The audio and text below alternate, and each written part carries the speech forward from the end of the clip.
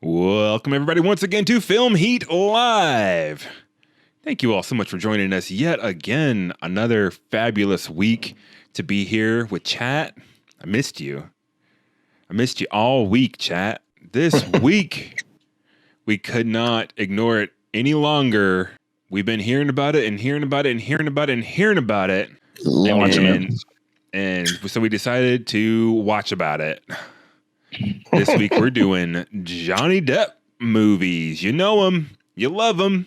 You pooped in his bed.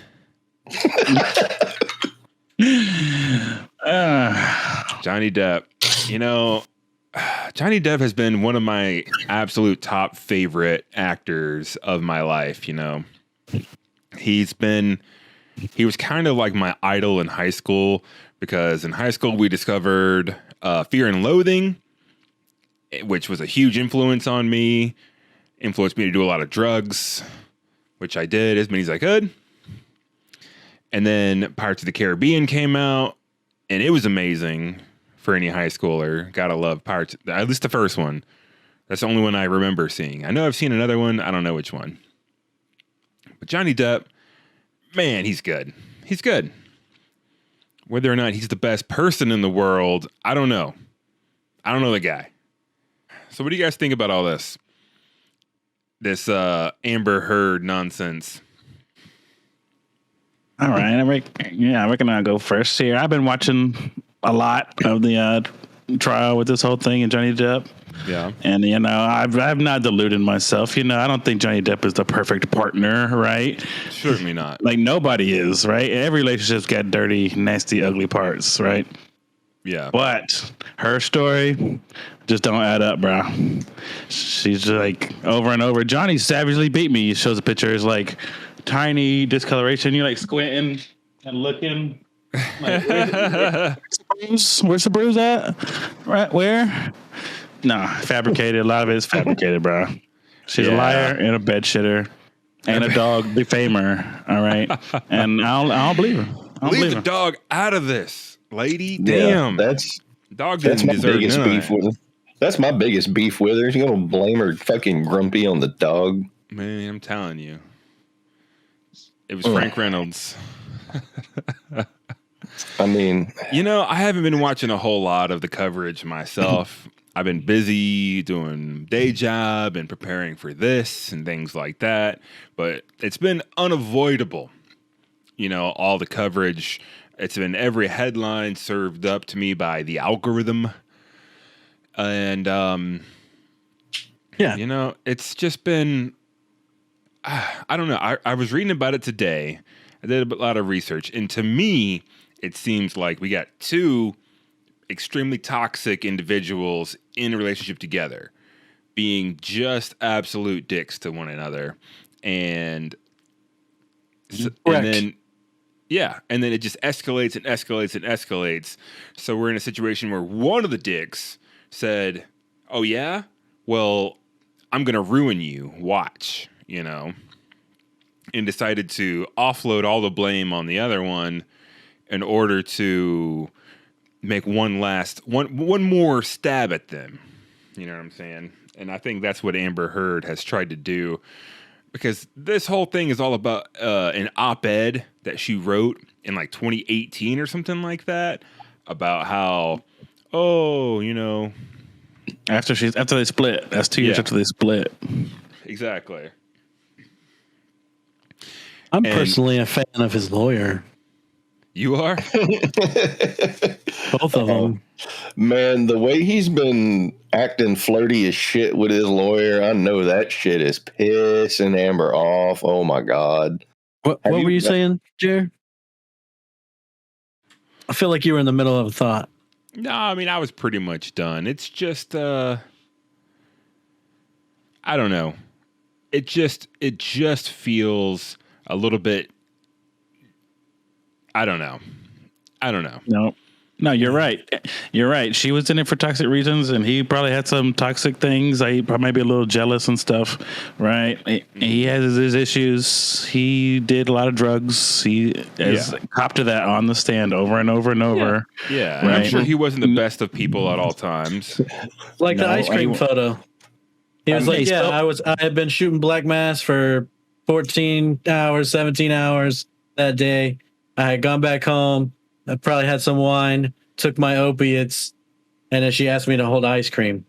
What do you think I was going to fucking do? Yeah. Spilt it all over his goddamn self. Yeah.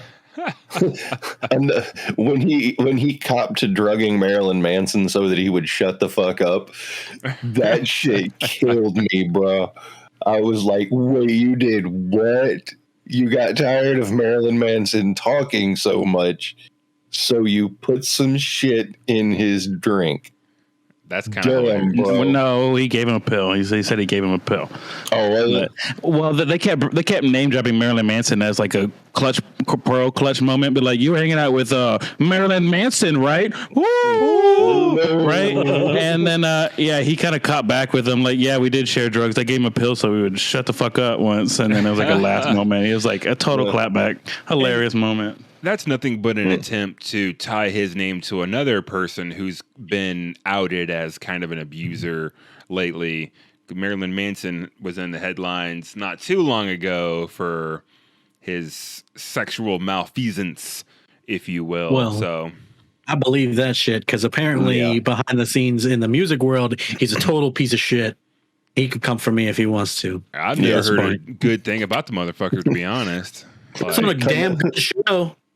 I believe it. But I grew up on his music, and I still love a lot of it. But that's about it. I'm not here to stand Marilyn Manson. He can put on a great show, but if the motherfucker's back there grooming fucking underage girls and shit, then he can come at me and break what's left of his ribs, right? Oh yeah. So The ribs. I don't know. That's how I feel about that. I just wanted to kind of address what's going on in the zeitgeist a little bit.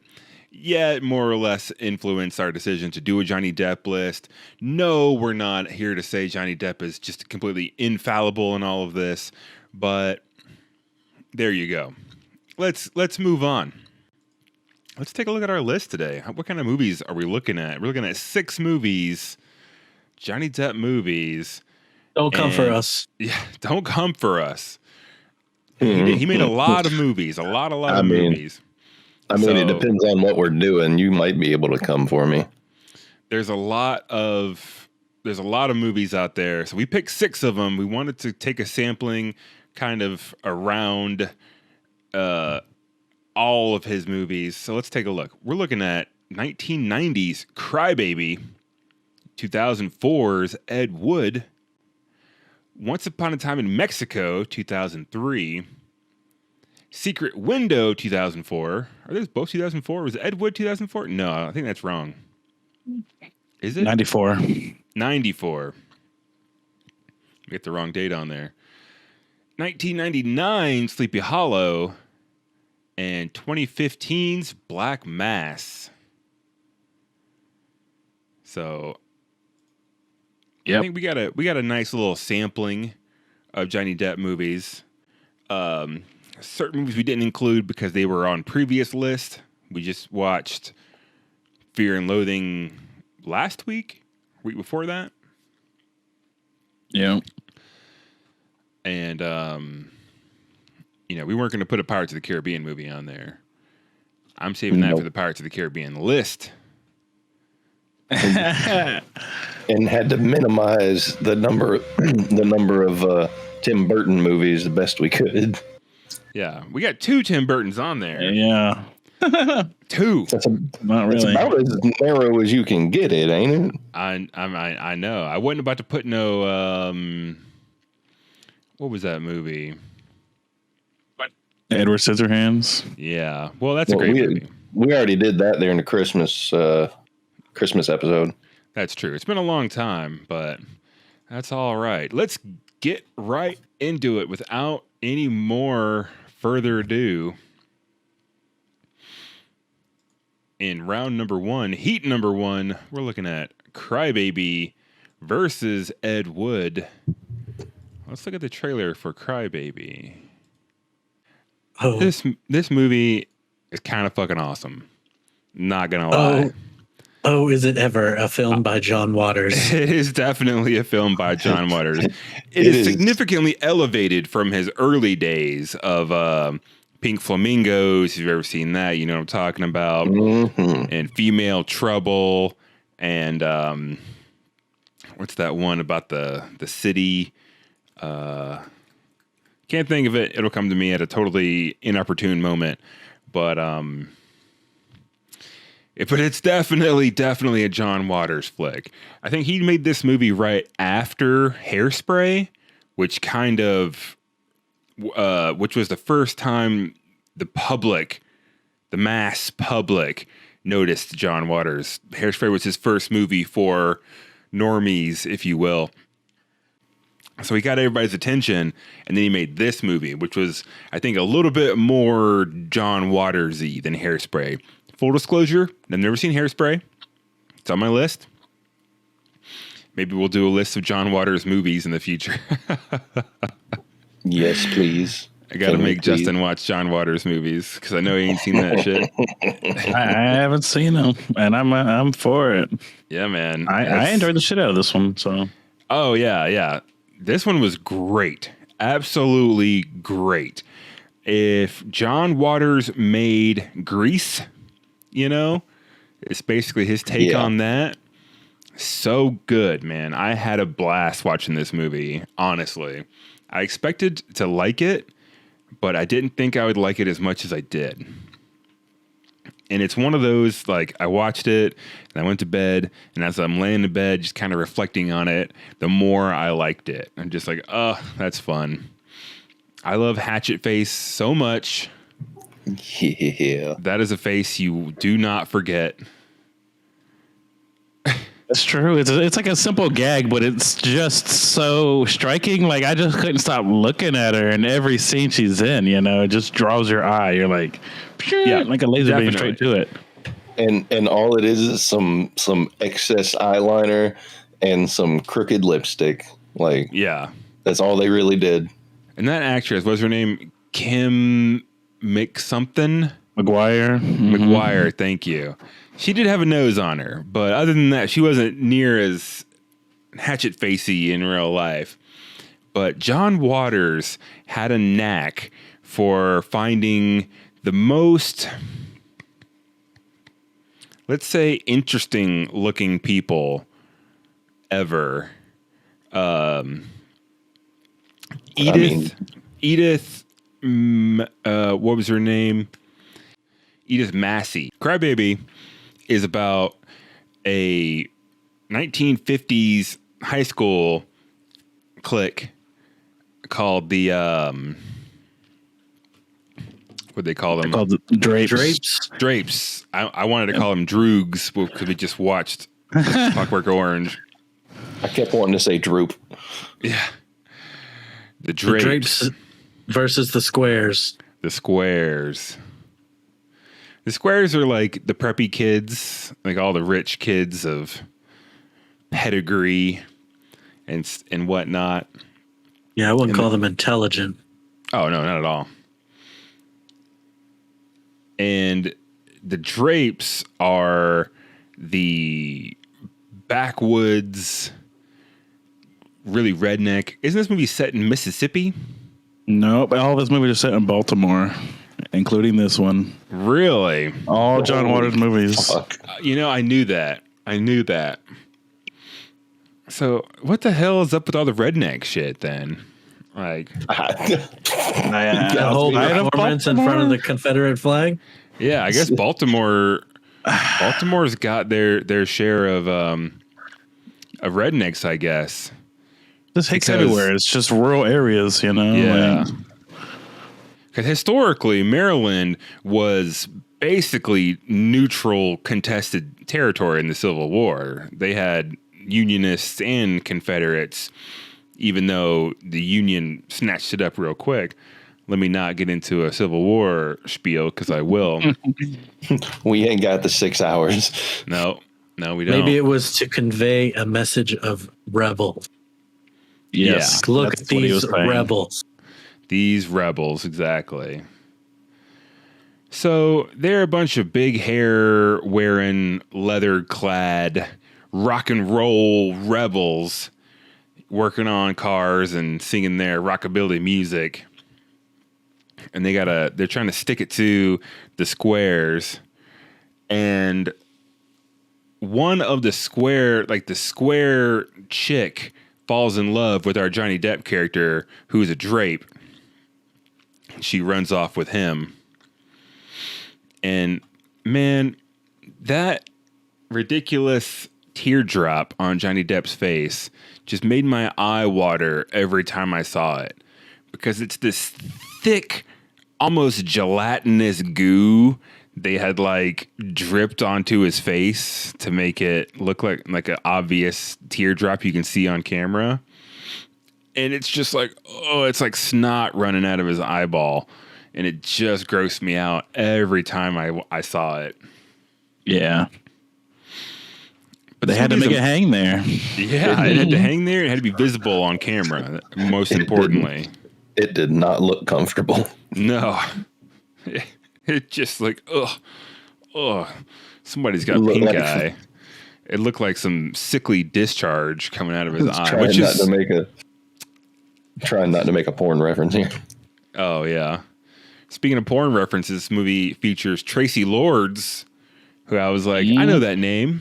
Let me look her up. And apparently Tracy Lords was in porn for a while, got out of porn just after her 18th birthday.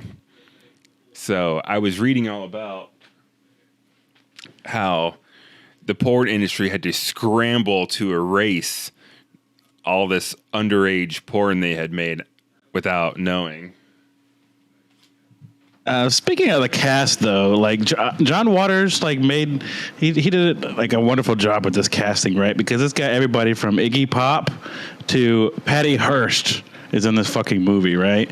And I feel like that alone is a statement about America, right? It's like the most privileged fucking get out of jail free bitch in the whole world, all the way to fucking Iggy Pop.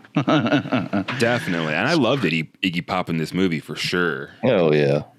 Like, I kept looking for him because I didn't recognize him when they had him in the little bathtub scrubbing his balls with his little scrubber. He was unrecognizable. He had dark hair. I think that was what did it. That's what it was, yeah. Oh, Willem Dafoe. I almost forgot about Willem Dafoe in this movie. Definitely. Two times this week we see Willem. Yep. Really? What else was he in? Once Upon a Time in Mexico. Oh, that's right. That's right. We got a lot of ensemble movies in this list. That's Johnny Depp's style, I guess. A lot of biopics. There's a lot of crossover in the casting. Just like Ichabod's mom is the Vampira. As fun as Crybaby is, what is it up against? What is it up against? Ed Wood. Speaking of Vampira, is a movie. Yeah. I loved this movie.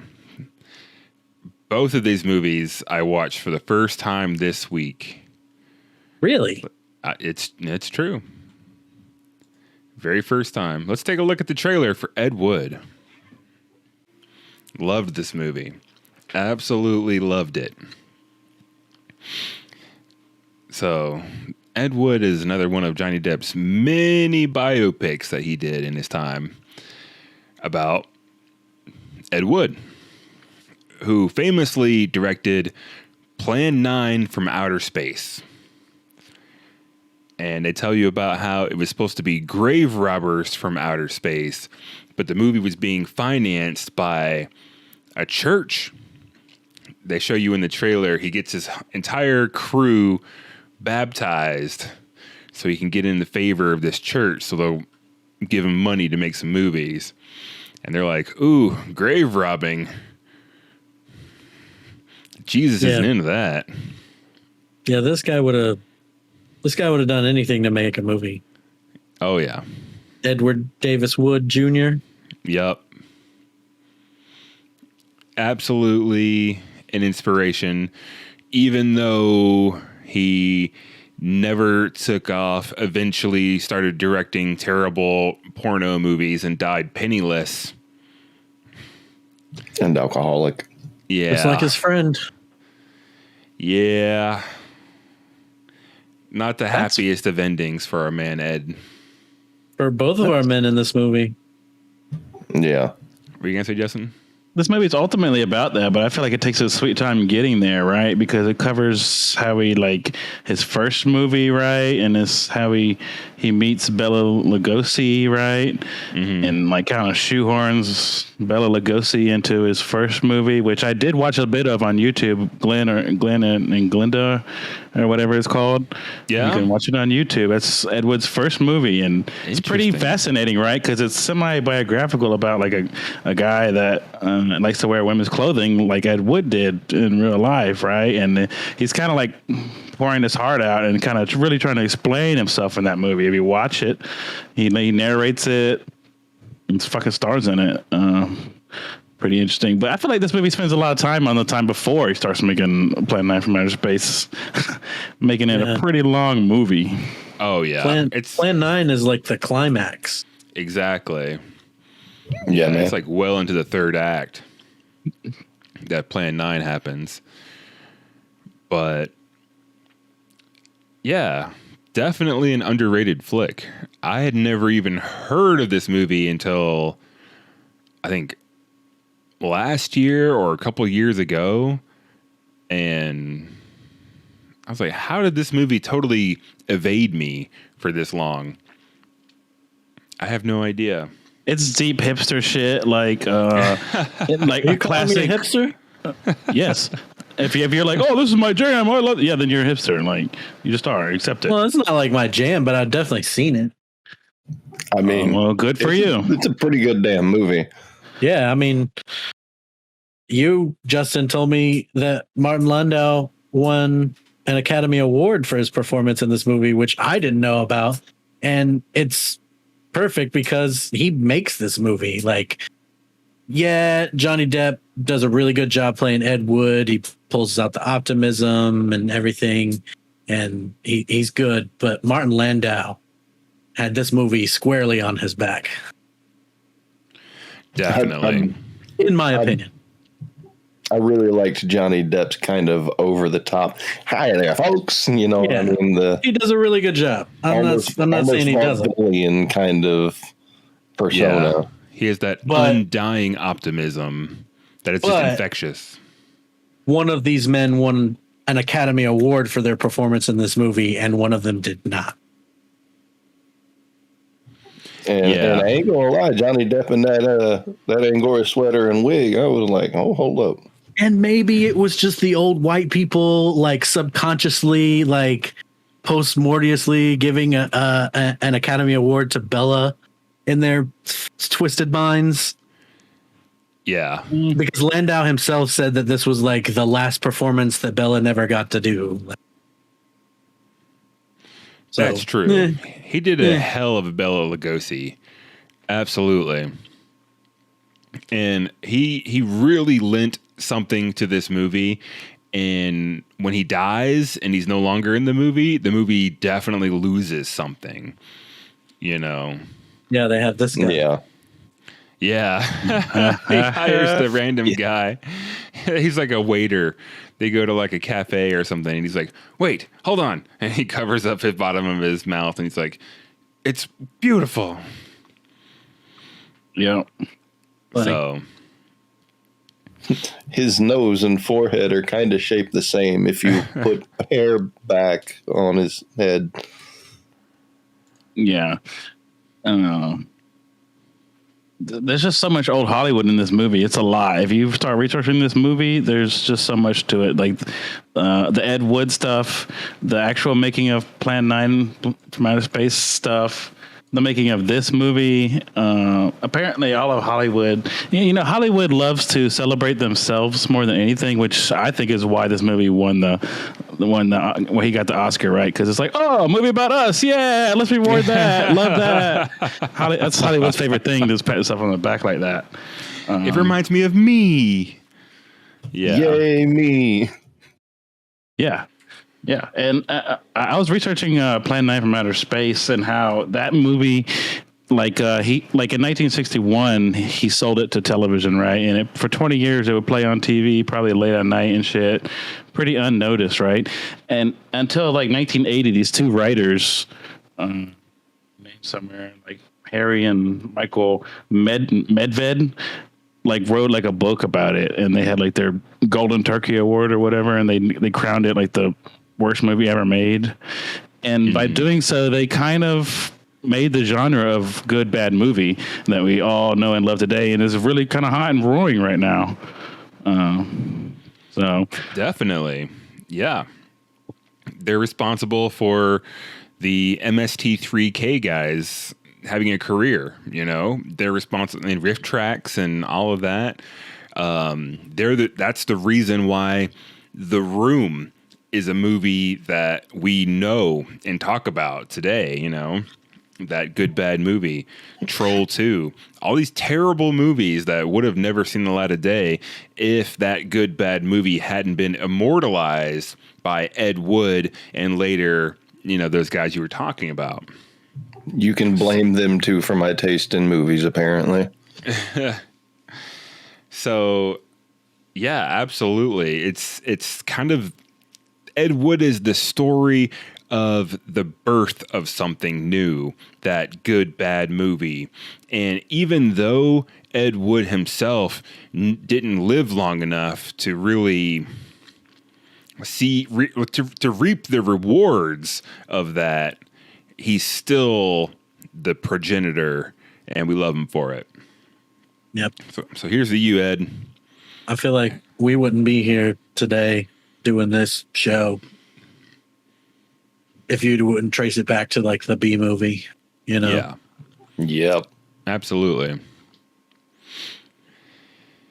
Absolutely. So, which is the better movie? Crybaby or Ed Wood? That is the question. For me, it's clear cut. Clear? So, the bad movie or the movie about making bad movie? This is probably the hardest heat out of all of these, if I saw that correctly. Because one of these movies is good, one of them is just better. That's all. Well, which one is better in your opinion? Ed Wood is better. It is our only good Tim Burton movie tonight. And I think it's good because he didn't write it. Original. Really? No, he did not. It was a guy. I had it this week. I should have wrote it down. Two writers, Scott Alexander and Larry Karaszewski. An American screenwriting team. Interesting. Yeah. Okay. Isn't making Ed Wood the reason that Tim Burton turned around and made Mars Attacks? Yes, and you can. Yeah, it was a big influence. Yeah. In the opening of this movie, it's almost the same music. Yeah. I was laughing at that music, right? Because I guess he was Tim Burton was influenced a lot by shit he saw in his childhood and stuff, right? Like that music, and he put that in at least 2 movies. And I was laughing to myself, and I was like, "That's like if I made a bunch of movies down the road here and put like Bop as the soundtrack every time to every movie." I'm like, yeah, this was my jam when I was a kid. The music you grew up with. That's what I was laughing about. I'm gonna do that now. Bop is gonna the Hanson story. I'm glad I pulled this up. There was another Academy Award for Best Makeup for Martin Landau's makeup to look. Oh, he made one old guy look like another old guy. Yeah. Fantastic. How about that? But the makeup was amazing, though. He looked dead ass like Bela Lugosi. I guess there wasn't a whole bunch of competition that year. Yeah. For makeup. It's shot in black and white. Like, come on. And you said it was 94 was Ed Wood? 94 was a huge year for movies. So yeah, so you had to jerk off Hollywood pretty hard to get the fucking Oscar that year. The only way that movie could have been any better is if they actually shot it on like the old film. Yeah. Oh, that would have been something. Tim should have definitely done that. Definitely. Yeah, I like that this isn't so Tim Burton-y. Like, Right. It's a real movie.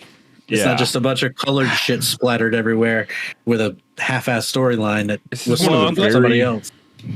Some lanky claymation. You mean you're glad Tim Burton didn't ruin it? Okay, yeah.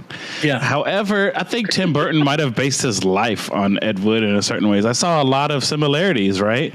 Like Ed Wood was putting his SO in a lot of his movies. A lot of it was due to necessity, or whatever. But as we've talked about before on this show, Tim Burton is our number one offender for putting your significant other in a movie, right? Yeah. Lisa Marie is in this movie as a vampire chick that Eric was talking about. Mm-hmm. That was his slam piece at the time. And she's also in another movie on our list. So really, what other movie is she in? I'm pretty sure wasn't she the mom, Ichabod's mom in Sleepy Hollow? Yeah. Oh, that's right. And guess what? They broke up after that year that movie came out, and she wasn't in any of his movies ever again somehow. Nope, no room for her because you got to make room for the next chick you're banging. Yeah, we'll see how many more movies Amber Heard gets.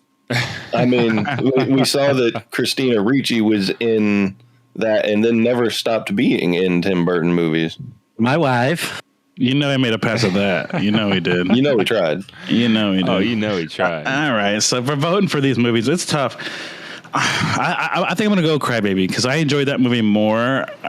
I thought Ed Wood could have been a little tighter, even though I found the subject material fascinating. I was fascinated, like reading the Wikipedia, having that open while watching this. I was like, so much. Like I love, reading about Bela Lugosi and his problems. It was just fascinating. But I enjoyed the movie of Crybaby better. Also, I'll never watch a fucking Grease again. I don't need to. Right. Now we got Crybaby. Yeah. I still like Grease too. I used to love Grease growing up. Grease up. too? Grease 2 sucks, bro. Not Grease 2, the sequel. I was saying I still like Grease as well. Got him. Grease just seems so white bread ass boring now after seeing Crybaby. Yeah, it's like the Square made that version of it, and then Drake made the same movie. Yeah. Grease is like Crisco bland, whereas Crybaby is like bacon grease. Yeah, it's grease, but it tastes good.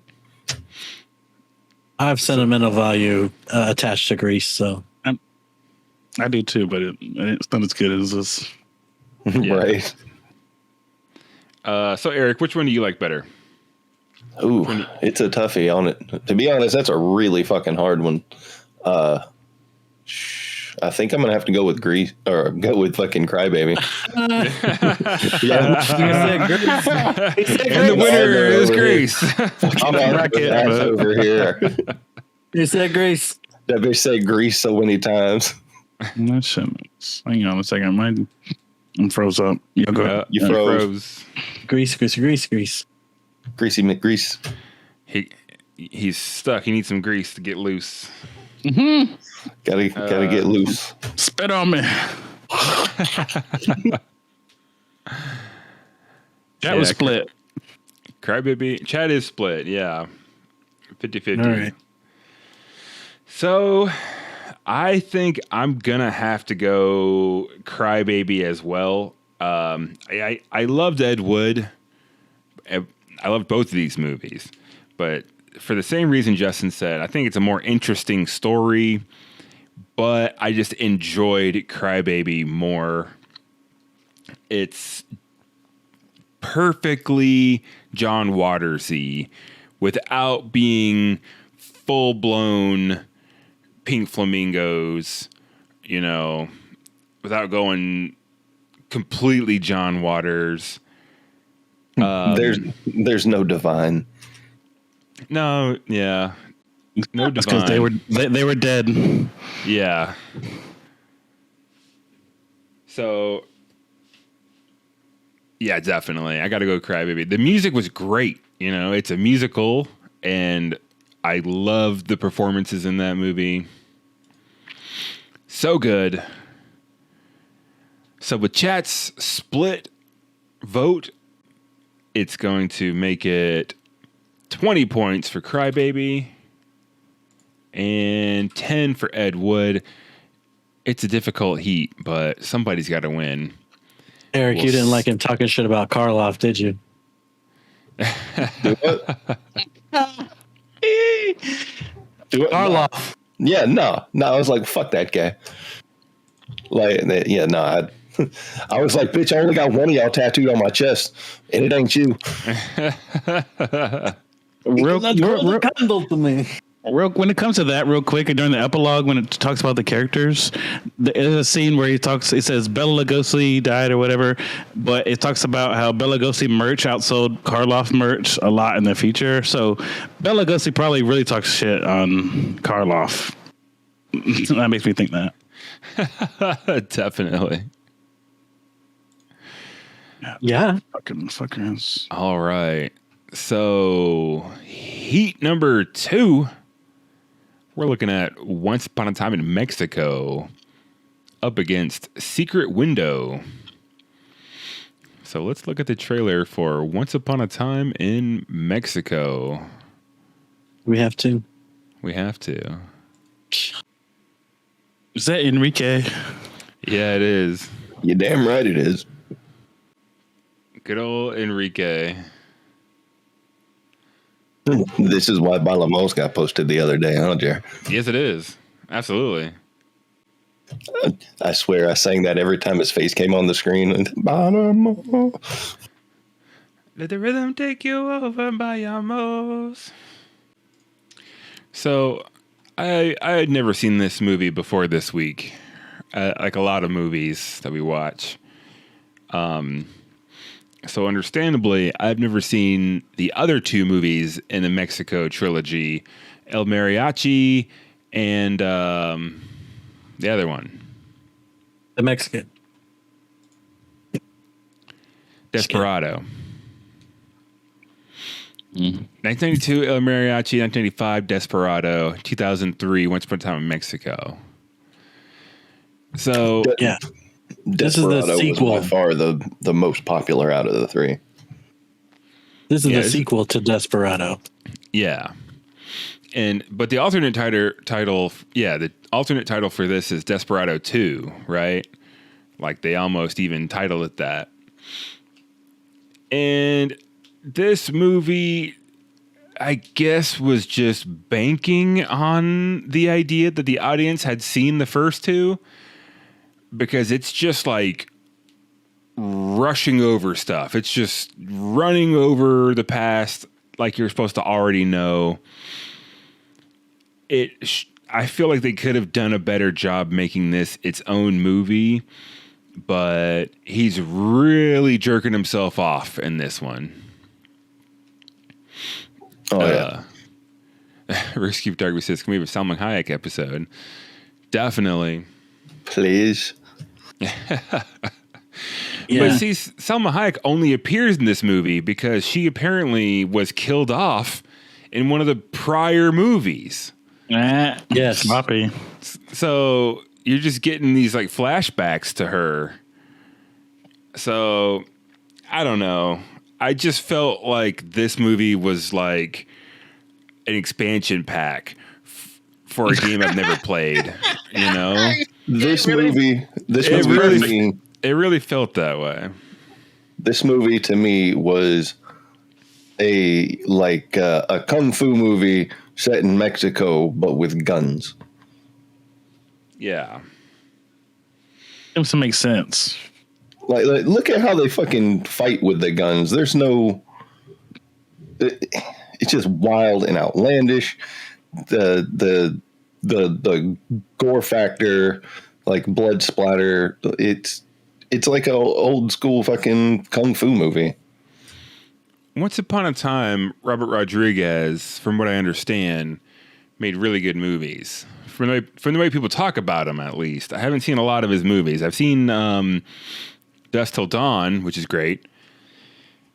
But at a certain point in his career, he just kind of fell off. And I'm thinking it was around 2003. Like, well, right after this, didn't he make like Spy Kids, which was like his best grossing movie ever? Yep. Right. Oh, jeez.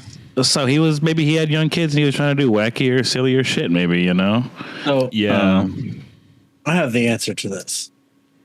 Rodriguez was introduced to high definition from George Lucas.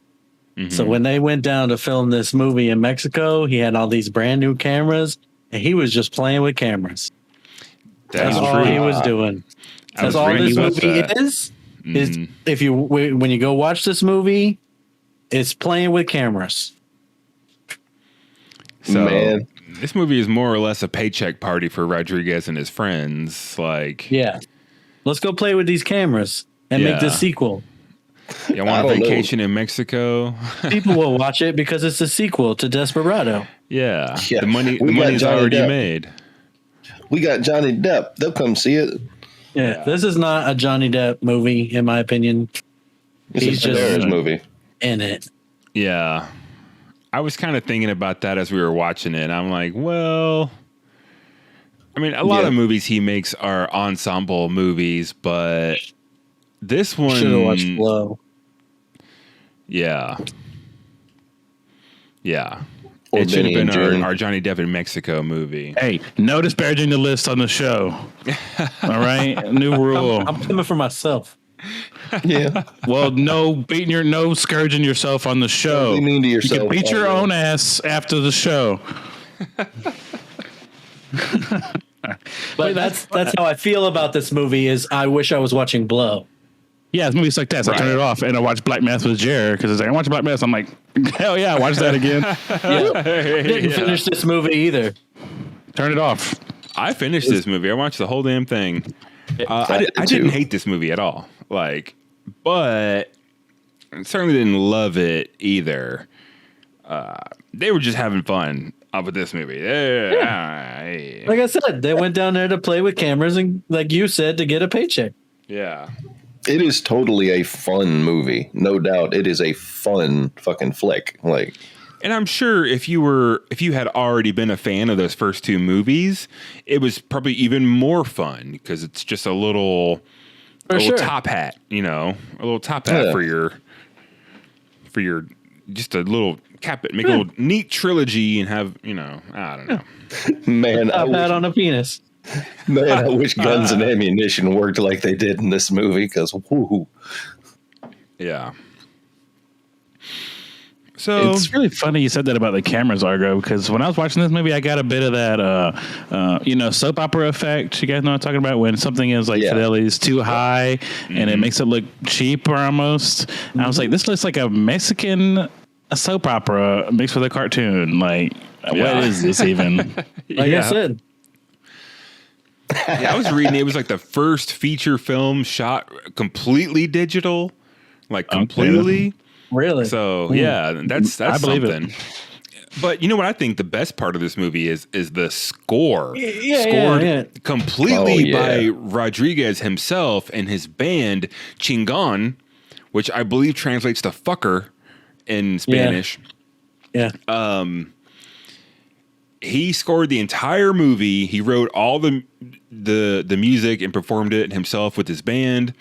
And he wrote original themes for every single character. And he went to each actor and asked them to give him just 4 or 5 notes, like a quick little melody, so he could use that to extrapolate a theme for their character. That's really fun. Fun story. Johnny Depp came back not with 4 or 5 notes. Johnny Depp came back with a full ass song. So Johnny Depp basically wrote his own theme, the Sands theme in the movie. That's all Depp. Yeah. His side gig is musician. That's true. I was about to say he had a band before he moved to LA and moved in with Nick Cage and started acting in the first place. Yeah. That's his true passion. But also, one thing you got to know: if you're hiring Johnny Depp, you're not just getting an actor. Like he's almost a producer on every movie he plays. He's gonna rewrite your shit. He's gonna fuck with it, or he's not gonna do it. Yeah, Johnny That's Depp. how it goes. One He thing for actually sure. ad-libbed a bunch of lines in this movie where he was supposed to curse, but the character, is kind of got that square vibe. Yeah, I love He did that. that on purpose. He keeps using those euphemisms for curse words. Yeah, Yeah, that's adorable. He did that on purpose. He's gonna dep up whatever he plays. I was also reading his character Sans that he plays was inspired by like a producer or something that he worked with, who he said was kind of a dick, but he was just such a matter of fact, like Probably Jerry Bruckheimer. like, got him. Eat shit, Jerry. But yeah, he said he was talking to this producer. He was just such a smooth kind of piece of shit that he just was like enamored with him, and he stole his vibe for this character who's just like that smooth, even talking, got a calm voice. But I'm going to tell you, get the fuck out of my way. I'm like, God, get out of here, kid. You bother me. I'm gonna throw the poll up. What's this up against? This is up against Because I don't remember at all. Secret Window. Okay, we can keep talking about this if y'all want, but I just need to know for the poll. Man, the fact that they kept reusing the same little tiny suppressor over and over for all the different characters. That is a cute little suppressor. I knew we'd hear about the suppressor. I mean, it's just this cute little, like, it's like this big. And it freaking, she even screws it onto the revolver. And I'm like, why does that? All right, revolvers have what they call cylinder gap, where the cylinder mates to the barrel, and guess what? Okay, we gotta watch the trailer for Secret Window. Save it for the gun cast. Gun cast. Save it for the gun club. Let's watch the trailer for Secret Window.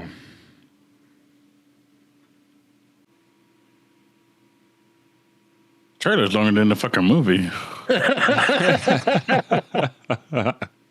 So, Secret Window is probably one of the okayest movies I've ever seen.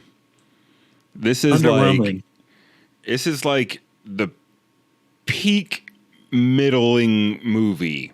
Like, of all the movies I've ever seen, good and bad, this is the median, like the middle point. It is a perfect 2.5 out of 5 stars, like solid. It's the tent pole that holds up my history of watching movies. It is so okay. It is incredibly fine. It is. I could go on and on about how just decent this movie is, because like it's so all over the place. It's got some of the best performances, but the writing is like, I like basically as soon as I heard the synopsis for this movie, I was like, oh, well, the ending is this, right? And they're like, shut up. Like, well, of course it is, because where else are you going to go? Of course. It's the number one most predictable scripts I've ever seen.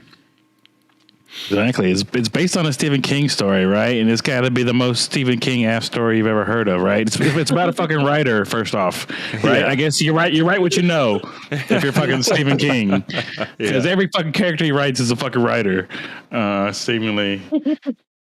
But my whole life, I thought this movie was better than it was because I mixed it up with Ninth Gate my whole life, right? I thought he found a window in his attic to hell. I was like, that makes sense. It adds up. Because I knew there was a movie about Johnny Depp in hell.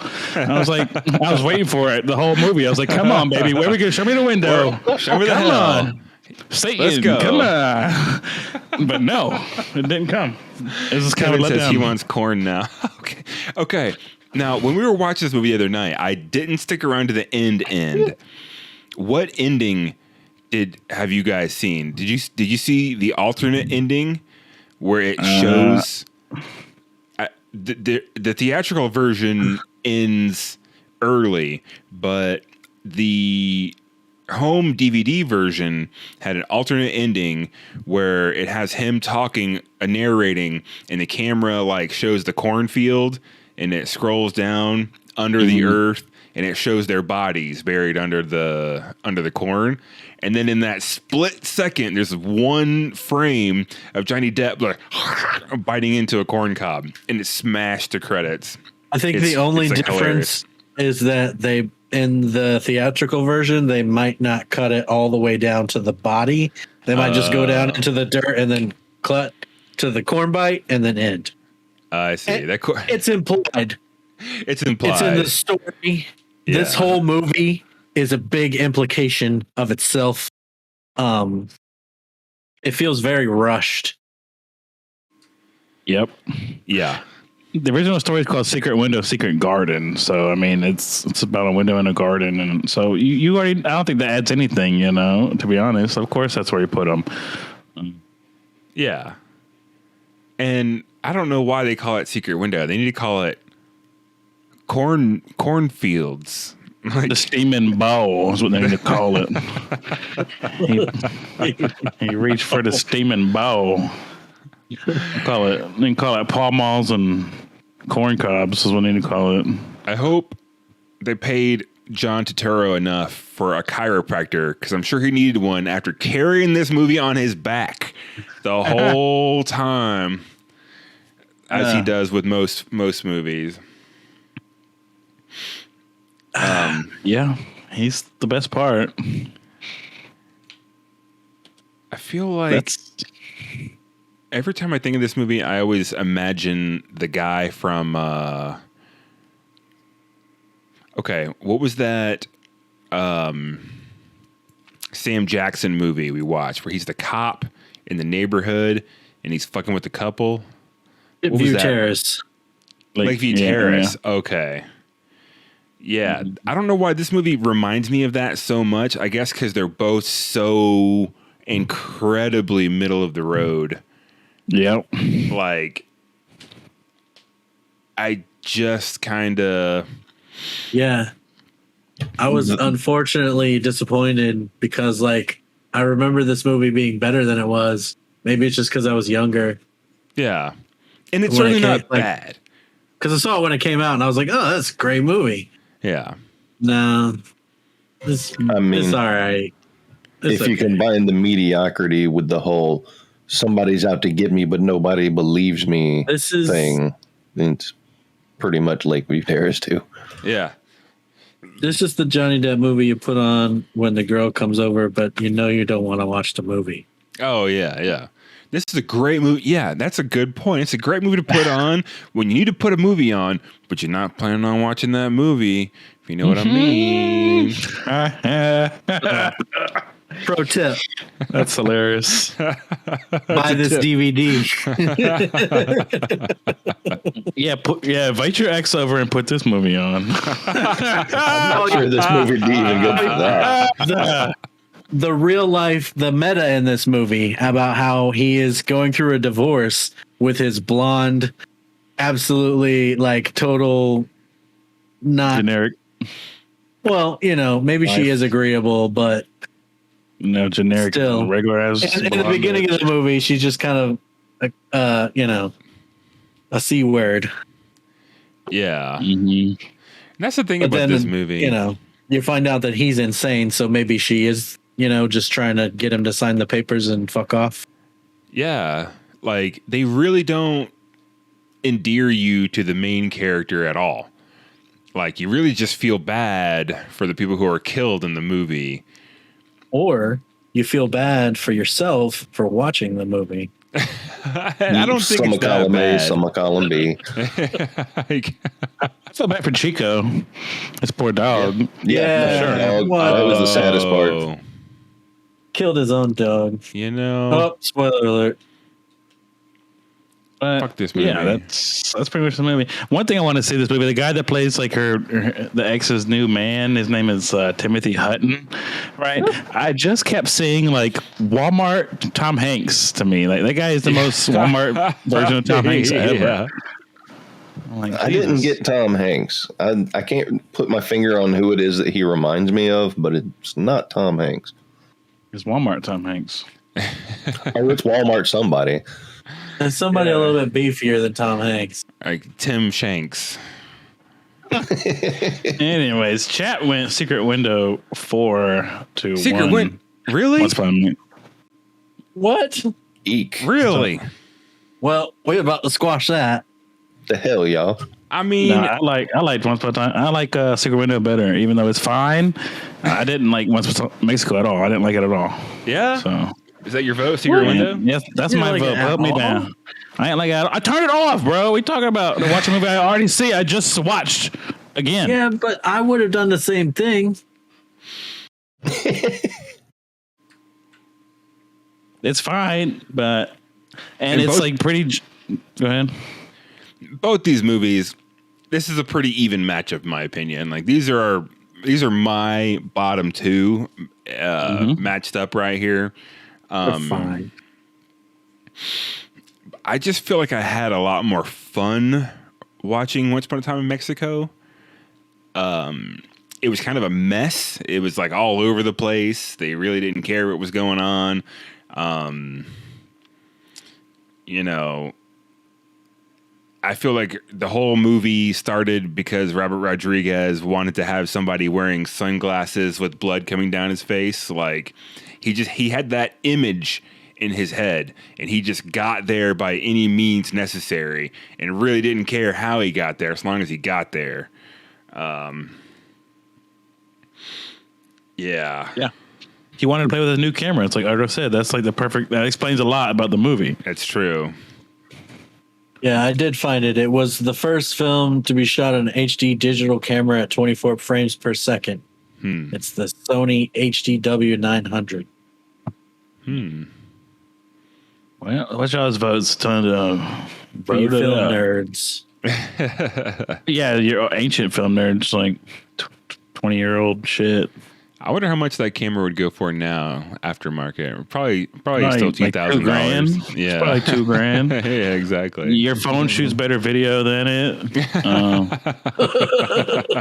Digital is not like film. Like it doesn't stay good. No, there's a reason why digital was so late to the game is because They're like, this bad boy's got 2 whole megapixels, bro. Feast. yeah, Read them and weep. it took a long time for digital light sensors to even come close to holding a camera to any kind of film.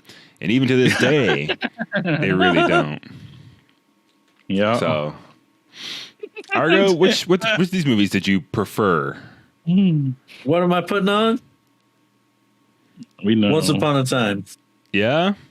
Yeah, because ain't no girls coming to my house. I mean, both these movies are good invite a girl over movies, honestly, because like there's not a whole lot to pay attention to in either of these movies. You know? Yeah, but she'll leave if you put on Once Upon a Time in Mexico. She's out. She's like, bye. What? No, it's fun. Bye. It's got good soundtrack. It's got Enrique, bro. Enrique I was about to say. Iglesias. You also got Enrique Iglesias and Antonio Banderas, which apparently. Yeah. I'm also going with that movie because it's more of a, even though it is a sequel to The Thing and the things we said, it is still part of his original passion project. So That's true.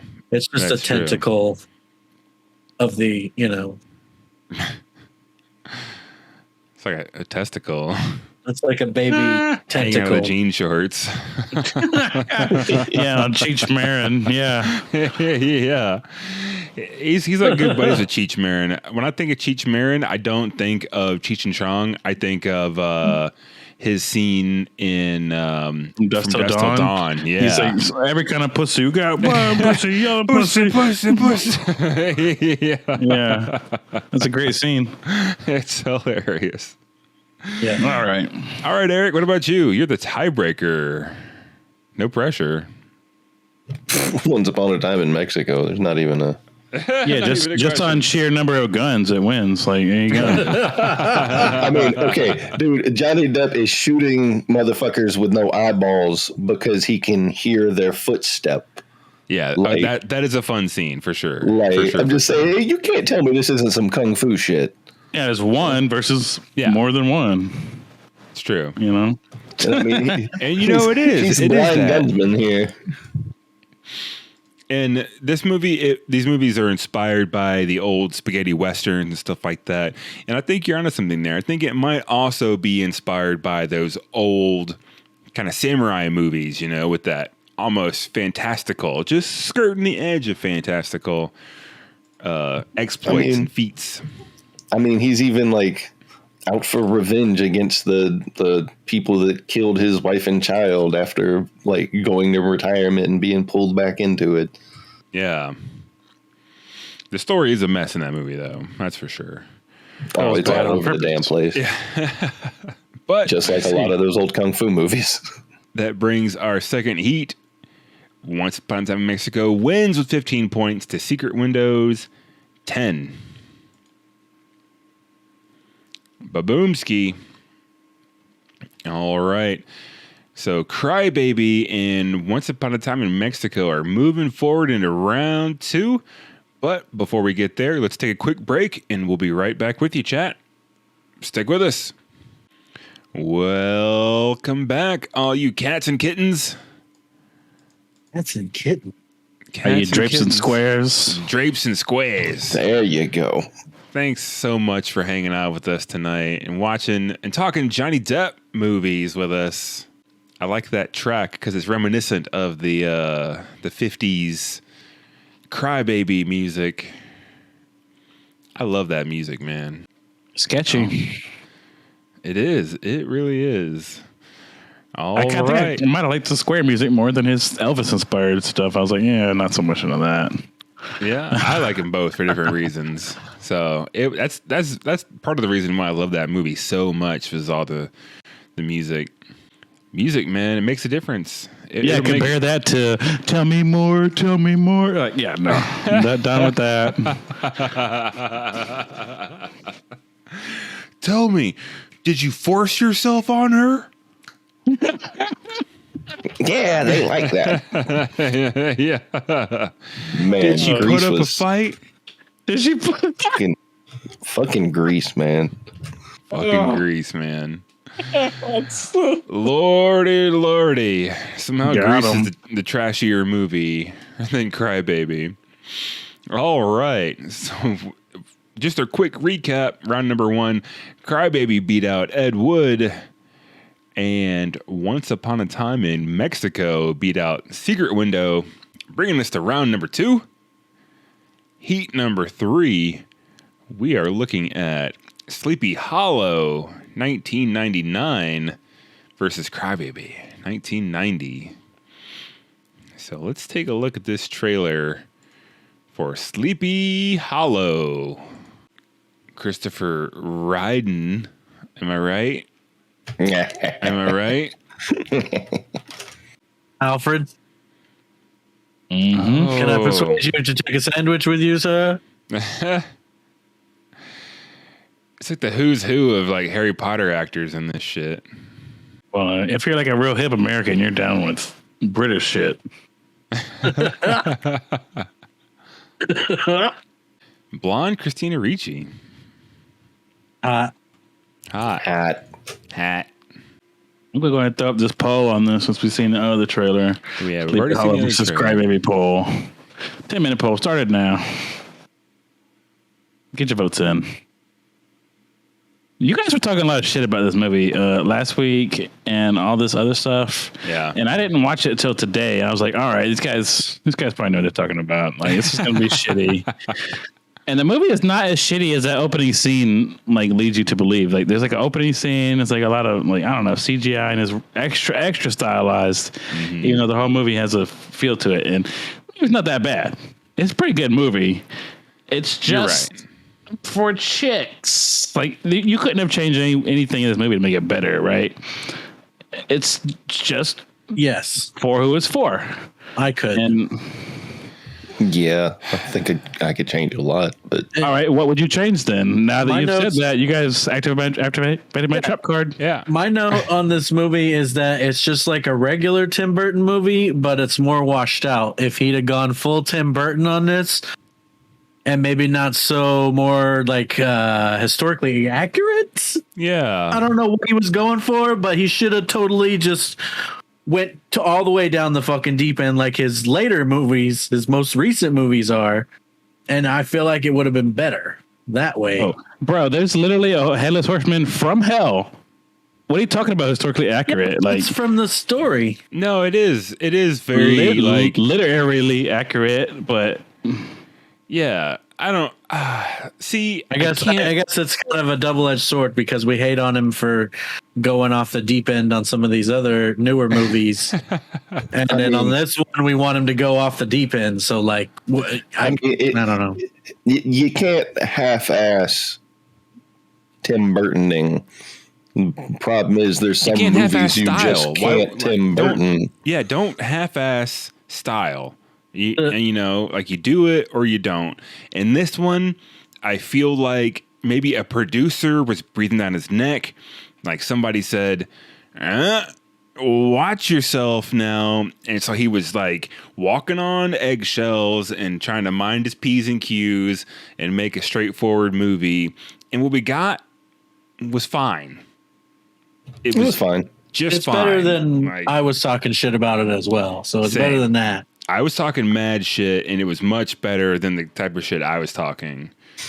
I feel like it was a much better movie after watching Secret Window. I put this in a movie in a category with shit like Practical Magic, right? It's just for girls. It's got witchy vibes. It's got my stepmom's a fucking bitch vibes. It's got all this stuff like it's got hunks in it, right? It was just made for a certain demographic that we don't fit into, and It just feels washed out. I didn't finish this movie this week. Does Ichabod Crane eat shit at the end of this movie? Like, does I he? mean, Is he? Because in the classic story, he's maybe not killed, but he's like disappeared by the end of the story, right? Presumably, No. like our Ichabod isn't gone or dead or killed by the end of the movie. The Hessian, and they beat the person that is controlling the Hessian, and he goes back to hell and takes them with him, and him and Christina Ricci live happily ever after. yeah. Hunky Johnny Depp takes her to the city to live happily ever after. Crowded ass Also, 1850s New York. Chick vibes. Ooh. Yeah, gangs in New York ass shit going on. You don't want to be there. I'm telling you, you don't. Nope. Do not. Yeah. No, you don't. I've seen Gangs in New York, and Yeah. Sorry. That one got me. so yeah, I saw this movie in theaters in 1999, and I went with my best good friend at the time, who was a chick I grew up with. You're Jenny. My Jenny, yeah, basically, yeah. She was a chick I grew up with, and as we grew into adolescence, I developed a puppy love situation toward this chick, and it was unrequited, understandably so, because I got a face only my mom can love, and boy, does she. All right, weird. And Kayla.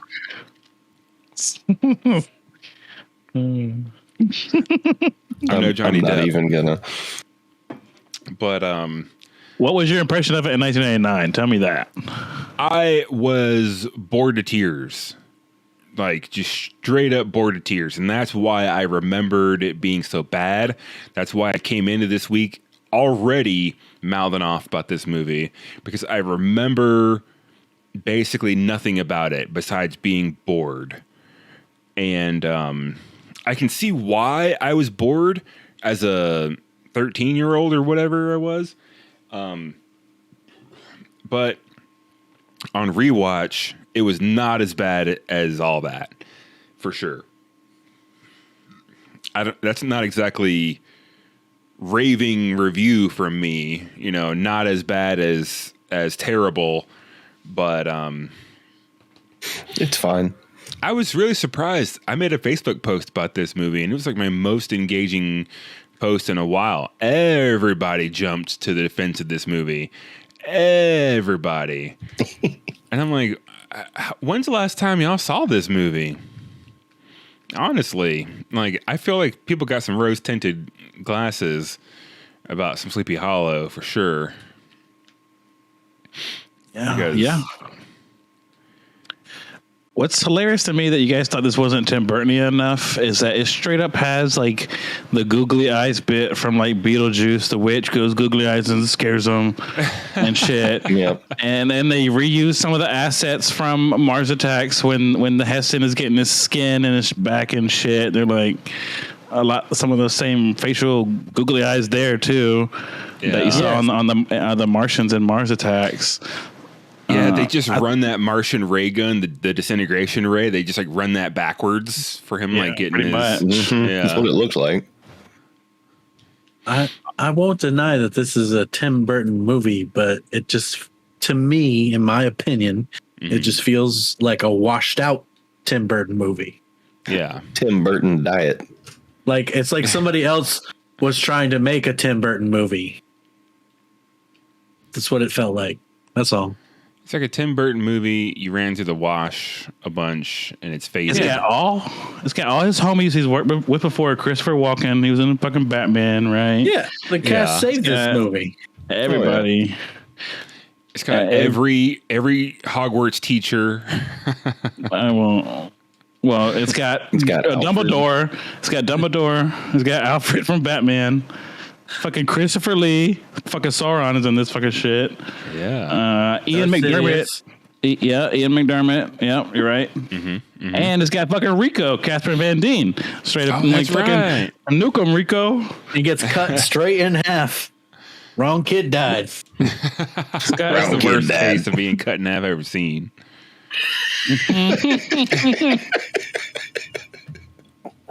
But there's one thing that doesn't make sense in the plot, right? I'm just gonna try to spoil it. Like it's like the fucking the chick's stepmom has the skull, therefore she commands the horsemen, right? How does she not immediately command the horsemen to murder the cop that shows up in town to investigate your doings? Like immediately kill the cop. Then nothing can stop you. What's going on here? I know what. Kill the cop. Why? I mean, because Christina Ricci drew the circle of protection underneath his bed. The MacGuffin. McGuffed. McGuffed. That's why he couldn't come into the church. I don't think it had anything to do with the organized religion. I think it had to do with Christina Ricci's witchcraft. Oh shit! Yeah, that's true. The evil eye protection on the floor with the pink chalk. That's true. So, plot hole sealed. You've been McGuffed.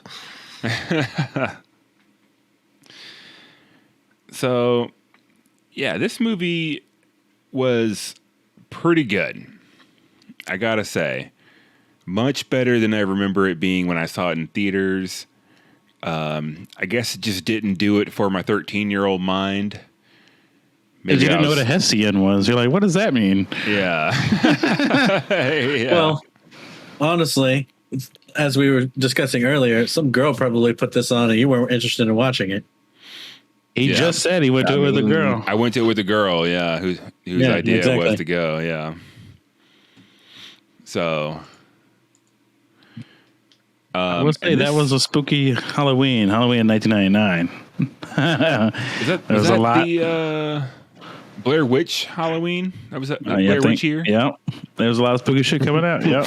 That's right. Snot bubbles in your handy cam. Holy moly. I'm so startled. Yeah. 99.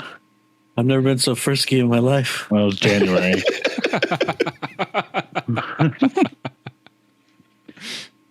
What? This is against Crybaby. Which, I mean, is pretty open and shut, in my opinion, because Yeah. One of these movies has a heart and soul, and the other one does not. I mean, The other one doesn't even have a head.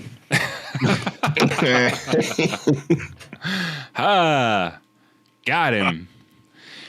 But I mean, there's a lot of good things you could say about Sleepy Hollow. But the one thing that I will stand by is the movie is lacking like a soul. You know what I'm saying? It just feels like a by the numbers, like, nah, we're going to recite the story at you. And Crybaby has feeling to it. It's got style and I don't know. Je ne sais quoi, you know?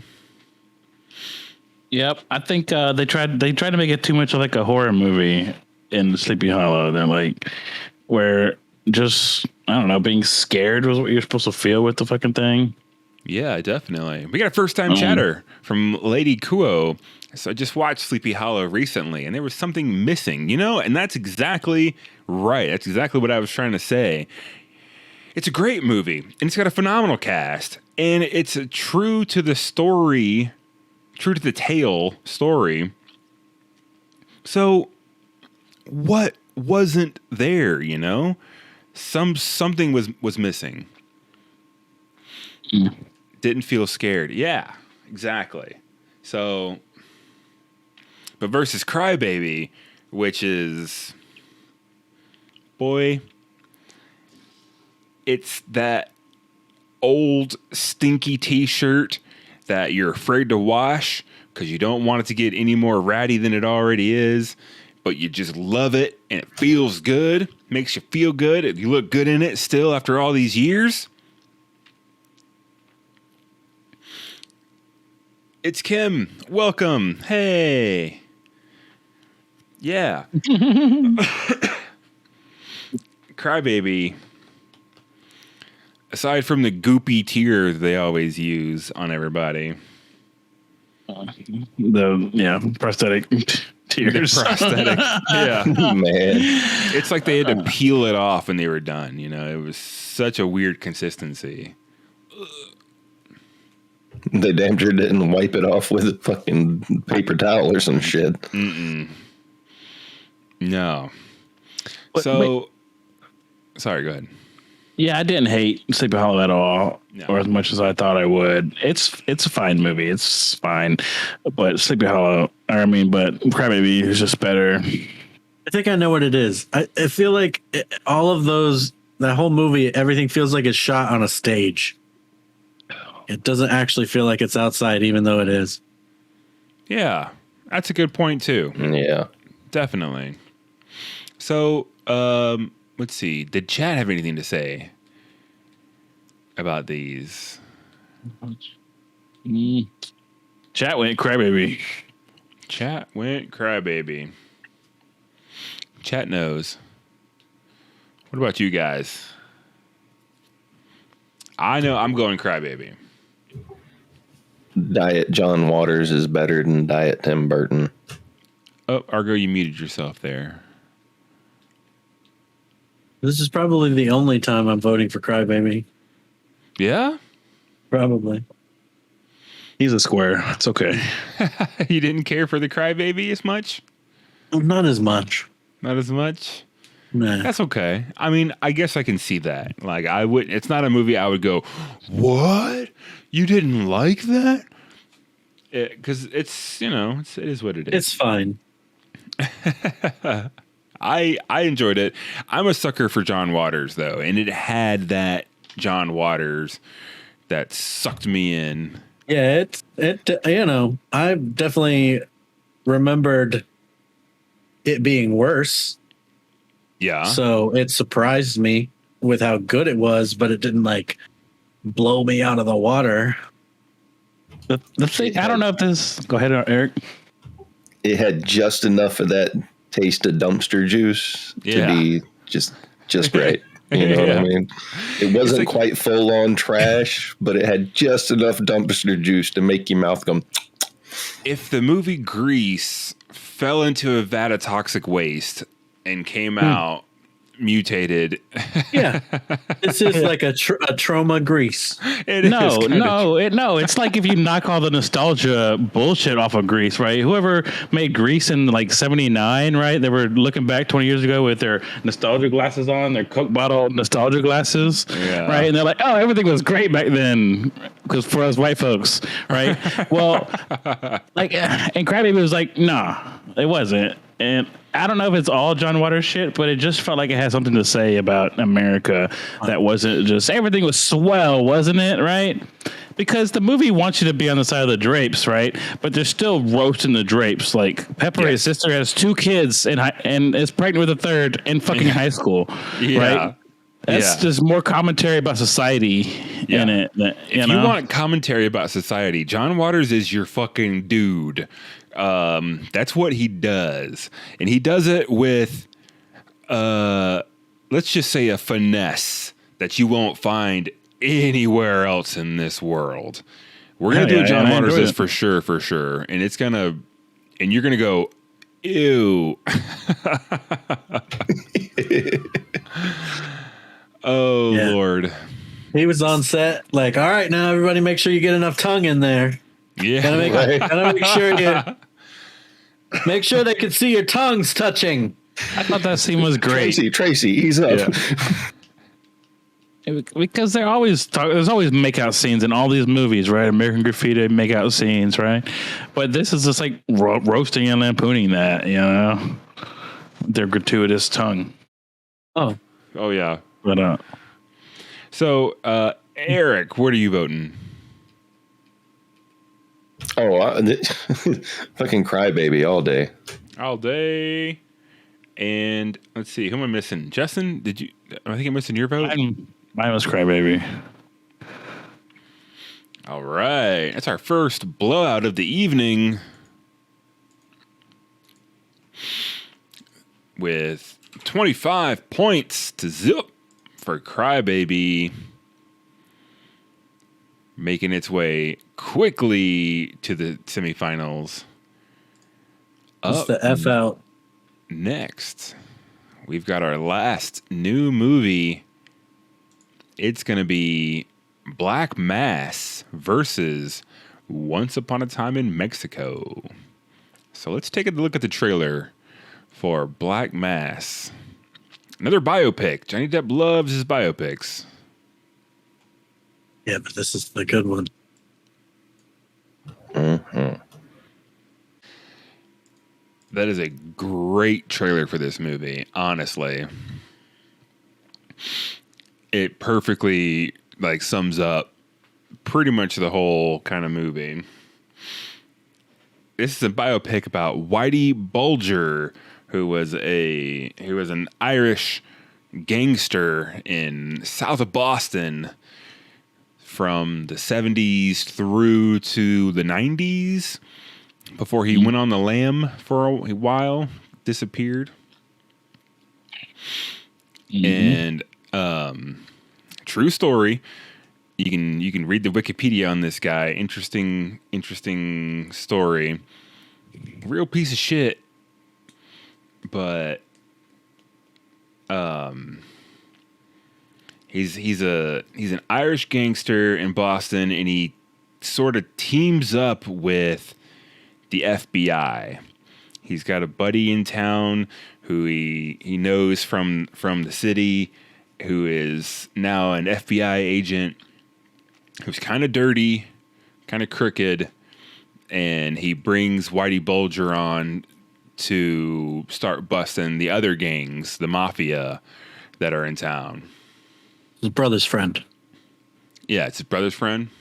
He becomes an informant, and Whitey Bulger is quite a bit older than his brother and older than John Connolly, right? So they kind of look up to them their whole life, right? So they kind of view him as kind of reverent. John Connolly, the dirty FBI guy. Yeah. You know, it's kind of why he's so loyal to him. Yeah, he was giving their families money and shit and helping out the kids and shit because he was, gangster. He had money and stuff. Yeah. So, he was looking out for the Southies.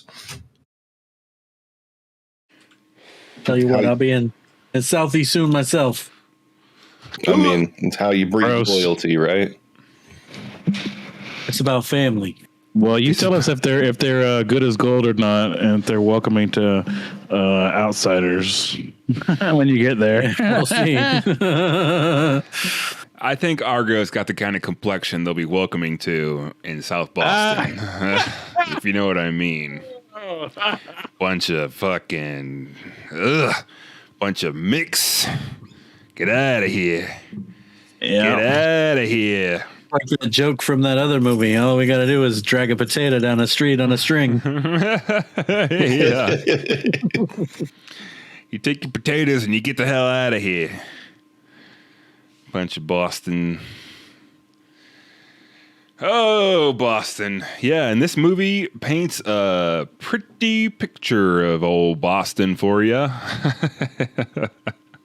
Yeah, it feels like that was every city in the 70s, though. You know, you can make a gritty crime drama in any city in the 70s. Oh, absolutely. Any of them. 70s were awful. It was an awful time. It was terrible. And anybody who remembers it fondly was white. They were a child. They were a white male child, probably. Yeah. Just like at cinema from the time, it was all anti-heroes and like fucking bad guys portrayed as good guys, just all over the place. Look at what is it, Death Wish movie? I can't remember the name of the movies with Charles Bronson. One of the movies he was in, you know? Oh yeah. I think it was Death Wish. Yeah, I think about New York City as portrayed in The Warriors. It was based on 1970s New York, you know. And this movie, 1970s Boston. You got like 1970s Miami. We just watched Scarface the other week, and there was nothing good going on. It was just lead poisoning and serial killers anywhere you went, everywhere. You couldn't escape it. That's all there was. So Miami connection. In Orlando. It was the only good place in the 70s. That was 80s. That was 80s as fuck. That was 80, yeah. Yeah, Early 80s, but you know. I'm not gonna lie, that the scene that they were showing there in the preview, wouldn't neither of them walked away from the fucking table. They'd have both been dead right there in my dining room when he got up and went to walk off like he did where he was headed. Nah. Go to your wife's bedroom to touch her up. Yeah, no, you're gonna go get threatening with. I wouldn't even gave a shit that why he was going. He would have said, "I'm gonna go talk to her," and the whole discussion would have ended. And that's what happens when somebody wants to get gangster with you. You got to just get gangsterer. You know what I'm saying? You gotta take it to the next level. Otherwise. Well, you got to know when talkie time is done and when shooty time starts. Well, unfortunately, the first guy that he's intimidating, which is David Harbour. Yeah. From old Stranger Kids. Yeah. Yeah, he plays a big pussy in this movie. Yeah. Yeah, that's true. He rats him out. He rats out the dirty cop. Eventually, yeah. But Whitey Bulger was a fascinating character. The guy was endlessly fascinating, right? Like he was imprisoned in Alcatraz and prisons all over the United States, right? Mm-hmm. And this movie hints at it, but he took part in the MK Ultra experiments, right? Where he was, drugged with LSD and other drugs as a prisoner with no real choice in the fucking matter, right? So maybe that fucked him up a bit more. Who knows? Absolutely. And I really feel like the makeup should be award winning in this movie. His eyes in this, like maybe they're a little bit more blue than what's realistic, but they have that I've done too much acid and a part of me is gone look about them. You know what I'm saying? I know exactly what you're saying. Yeah. If you know, you know. that a part of me is missing because I've done too much acid. Like I've lost my mind, and like my mind came back, but a part of me didn't. A piece of your consciousness has been burned out of your brain almost physically. Exactly. And if you've ever known anybody in real life like that, you know the eyes. Like, so. So good. This movie is incredibly good, incredibly well done. It's a little long, but not too long. It's got a lot of story to tell, and it does it well. It's another movie has another ensemble cast, right? Kevin Bacon, Adam Scott, David Harbour. You just said, Yep. Joel Edgerton, yeah, Benedict Cumberbatch, who does a fantastic fucking. He probably does the best Boston guy accent in the whole thing. But however, with all that in there, it's still a Johnny Depp movie. Johnny Depp still owns this movie with his like chilling performance of like the psychopathic character. You just don't know what he's going to do, but it's probably going to be bad. You know, that's how you feel the whole movie. For me, this week, this movie here being Johnny Depp list, this is the icing on the cake. Like with such a outstanding cast. Like it is, like you only named a third. I could go on for another 20 seconds listing off big ass names that were in this movie, and he stood like Johnny Depp.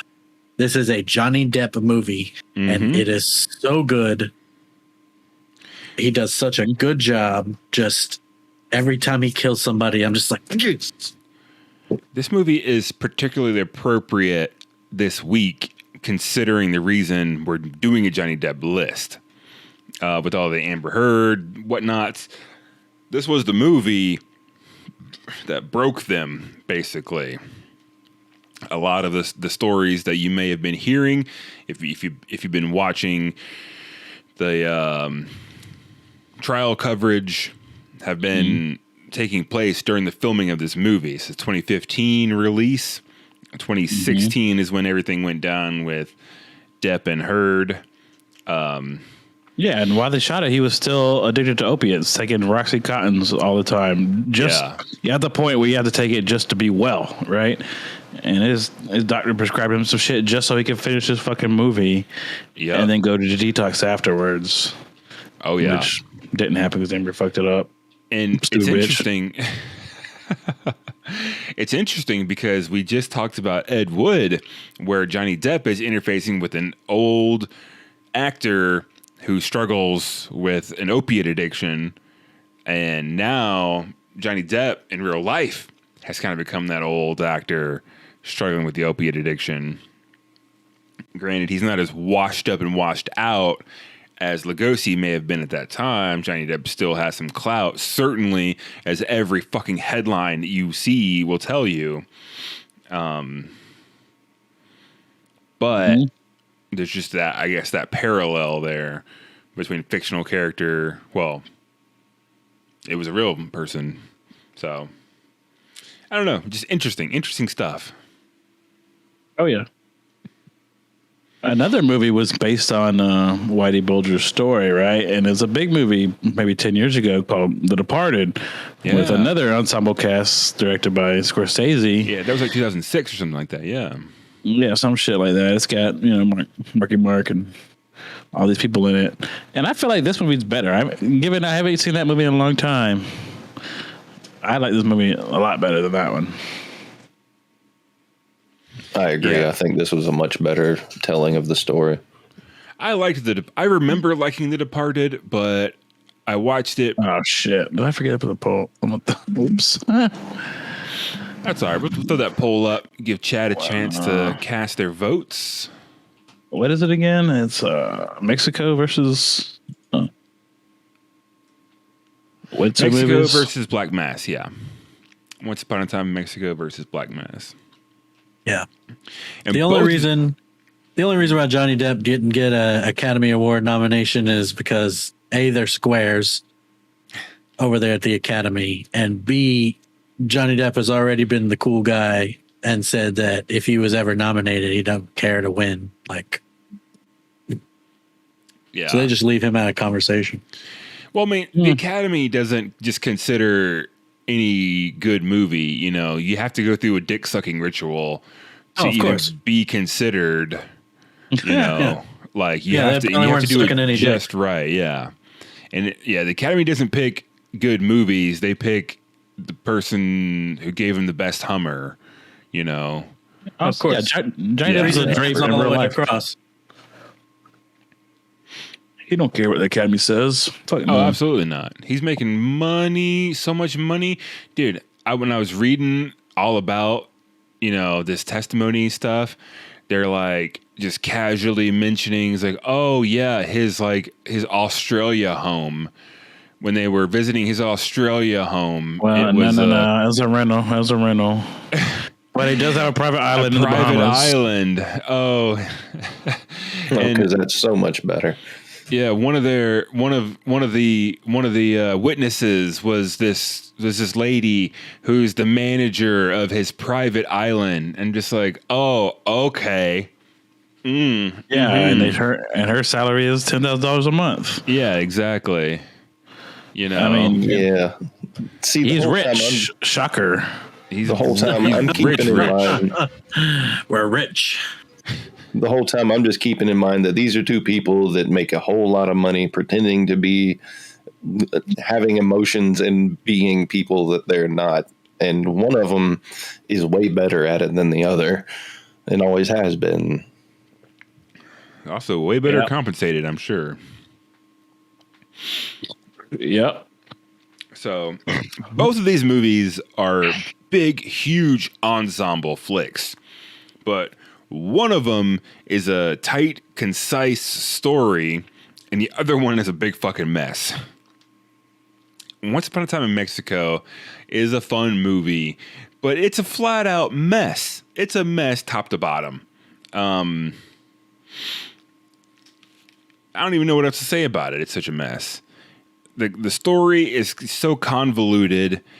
They basically are only writing this story for people that have seen the first two movies. He just wanted to get paid, write some music, get paid, and have a vacation in Mexico. Robert Rodriguez. Seems like it. Were the first two in that series more coherent? The El Mariachi and Desperado? I have no idea. I haven't seen them. I know Desperado was way more of a concise story. It felt a lot more whole, if that makes sense. Yeah. Like it had a story that went from beginning, middle, end, and it wasn't based on this kind of happened and then nothing but gun shootouts. There was a lot of them, don't get me wrong. He had a fucking rocket launcher in his guitar case.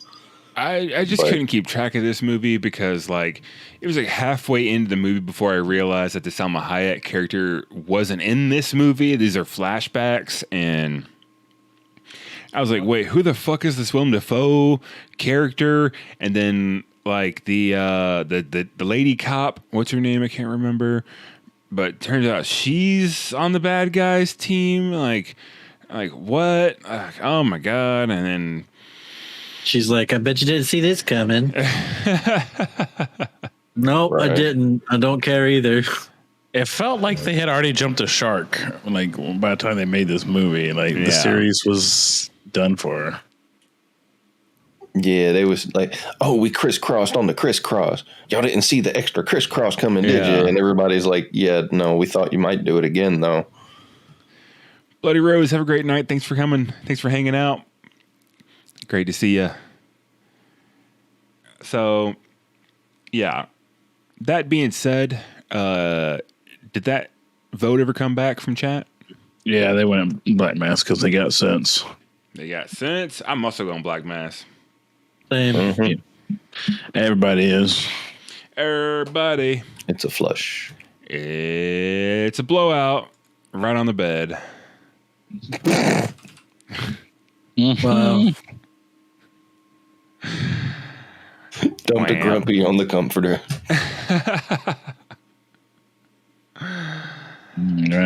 Semifinals. All right. Semifinals. We're looking at Crybaby versus Black Mass. Yeesh. Two very, very, very, very different movies. And I think this is our earliest one on the list against our latest one on the list. I want to say. Seems like it. Yep. Yeah, 2015 is pretty new for our show. It is. It really is. But it had to be done. I'm gonna make a Right. contemporary list. I think I need to make 5-minute poll going up. What you've seen recently? I mean, it's gonna be better than Netflix shit. No, there's been some good shit recently. X was really good. Never heard The of Witch. The Witch is one of my favorite movies ever. it. Never heard of it. The Witch. Which one? Midsummer. All those movies from that I same heard of guy. that one. I'll make a whole list of his movies. I can't remember his name, but he made The Witch. He made The Lighthouse. He made Northman. Just came out. Oh well, We're gonna watch Northman tonight after this show. I'm about to put it on. These I are don't real watch none of movies. this shit. I don't watch none of this shit. It's too new. Till the you better- 90s. That's why I'm about to fucking make a list. We'll file it in the end of the Yeah. last episode. You can pin it if you want. I'll Put a do. pin in it.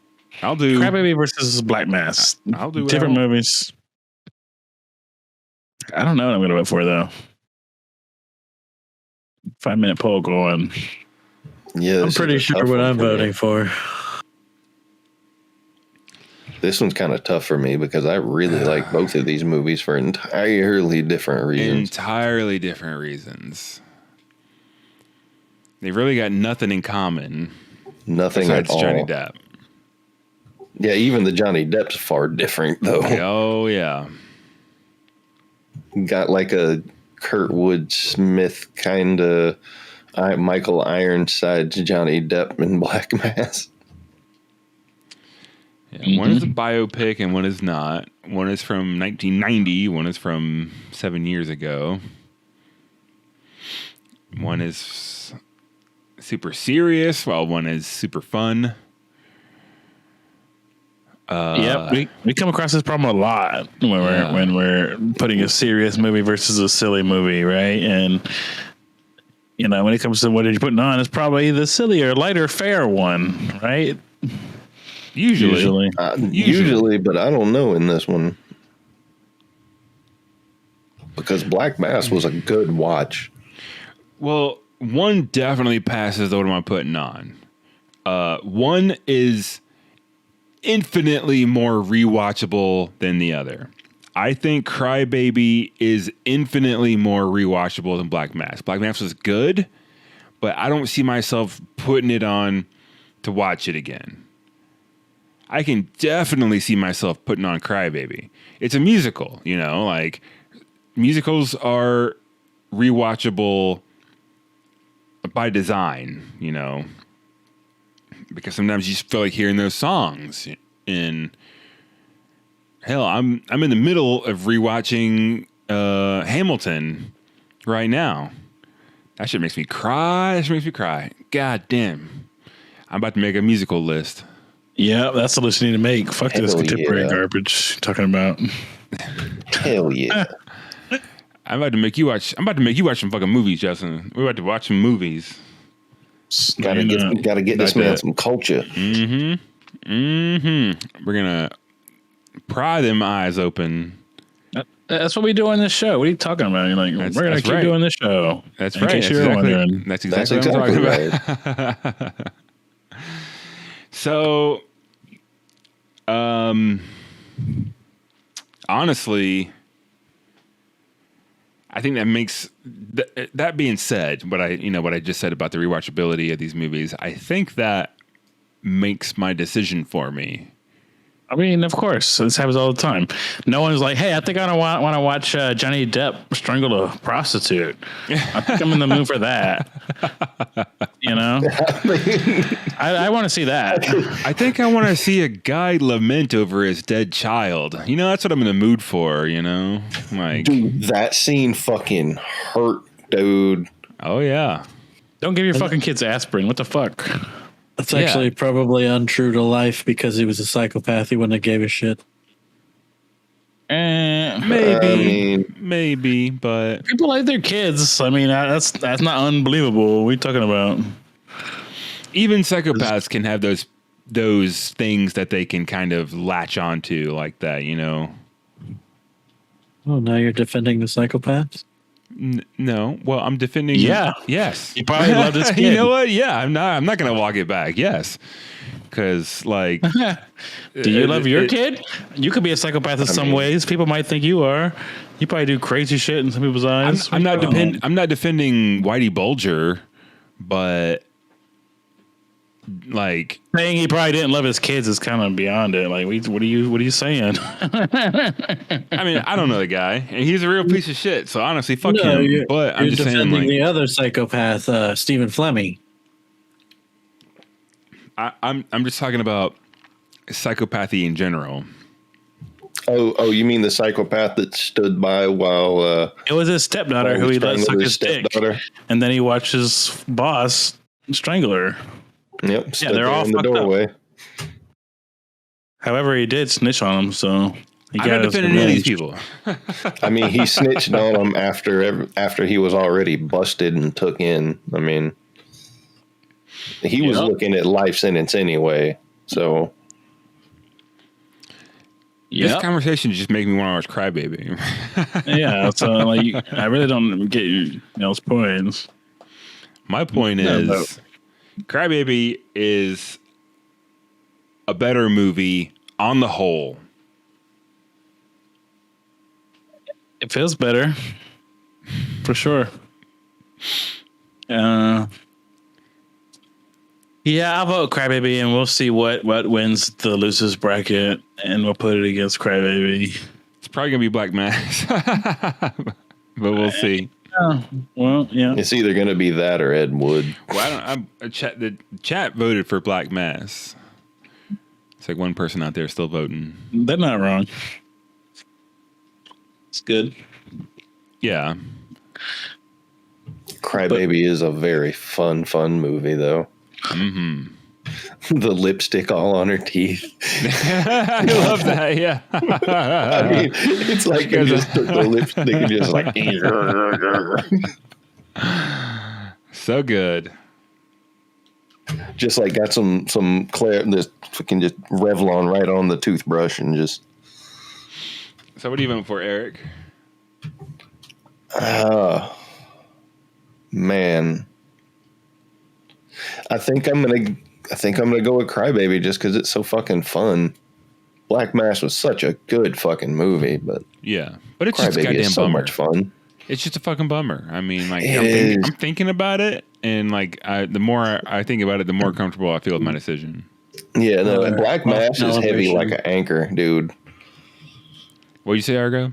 Off calibration. What do you mean? I'm voting Black Mass. He's You just don't like the way. Crybaby, and that's fine. That doesn't mean I think It's a Argo's better- just it's a defending the better movie. psychopaths. It's a better movie, and it's a better Johnny Depp movie. I think it's a better Johnny Depp performance, sure. Yeah, definitely. Yeah. Yeah. But I mean, it's also 25 years into his career, so he fucking better be. Hey, I'll say this: in Black Mass, he didn't just get in there and play Johnny Depp in some different clothes and makeup this time. So That was 7 years ago now. So Yeah. What was the 'Cause, last I mean, movie what- Johnny Depp even did? That's a good question. I mean, let's be honest. There came a certain point in his career where he just like kind of started being Johnny Depp, but after this, he did a Murder on the Orient Express. I know in 2017, which was okay. more recent. I enjoyed the shit out of that movie. Really? I need to see that. It's a Kenneth Branagh movie, to be honest. Kenneth Branagh carries that movie. Kenneth Branagh is an actor's actor. That guy is the shit. Holy shit, he done a fuck ton of movies since 2015, since Black Mass. Mini Mata was his most recent movie, which was like a B movie he did. Oh yeah. It's about like some radiation poisoning or mercury poisoning in a Japanese village. So light fare, fun. I kind of want to see Waiting for the Barbarians. I don't know. That's a conversation for the end of this. Right. So I think everybody has voted.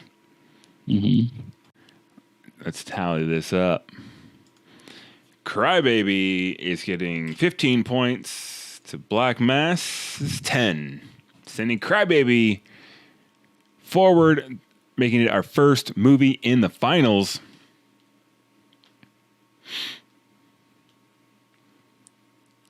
And with that, we're going to take a quick break. Oh, Hogleg MD, gifting 1 tier 1 sub to Film Heat Community. Thank you for that sub, my friend. That's amazing. And it's Threepwood. Congratulations, Justin. Know how to watch the ads now. Hell yeah. Hell yeah. Hell yeah. That's awesome. So we're going to take a really, really quick break and be right back for the speedrun losers bracket, followed by the finale. Welcome back, chat. Thank you, everybody, for hanging out with us this far, all the way to the end. We are getting right into our losers bracket. We're going to speed through. It's a good time. And then we'll have our finale. So without further ado, let's look at the losers bracket. Number 1. Oh, just a reminder to everybody out there, we are not going to do a poll for the losers bracket. If you want to vote, just type it in chat and I will count them all individually. So up first, Sleepy Hollow versus Secret Window. This one is going to be Sleepy Hollow. I think Sleepy Hollow Sleepy as well. Hollow. 3 Sleepy Hollow. 4 Sleepy Hollow. It's just better mediocrity. Yeah.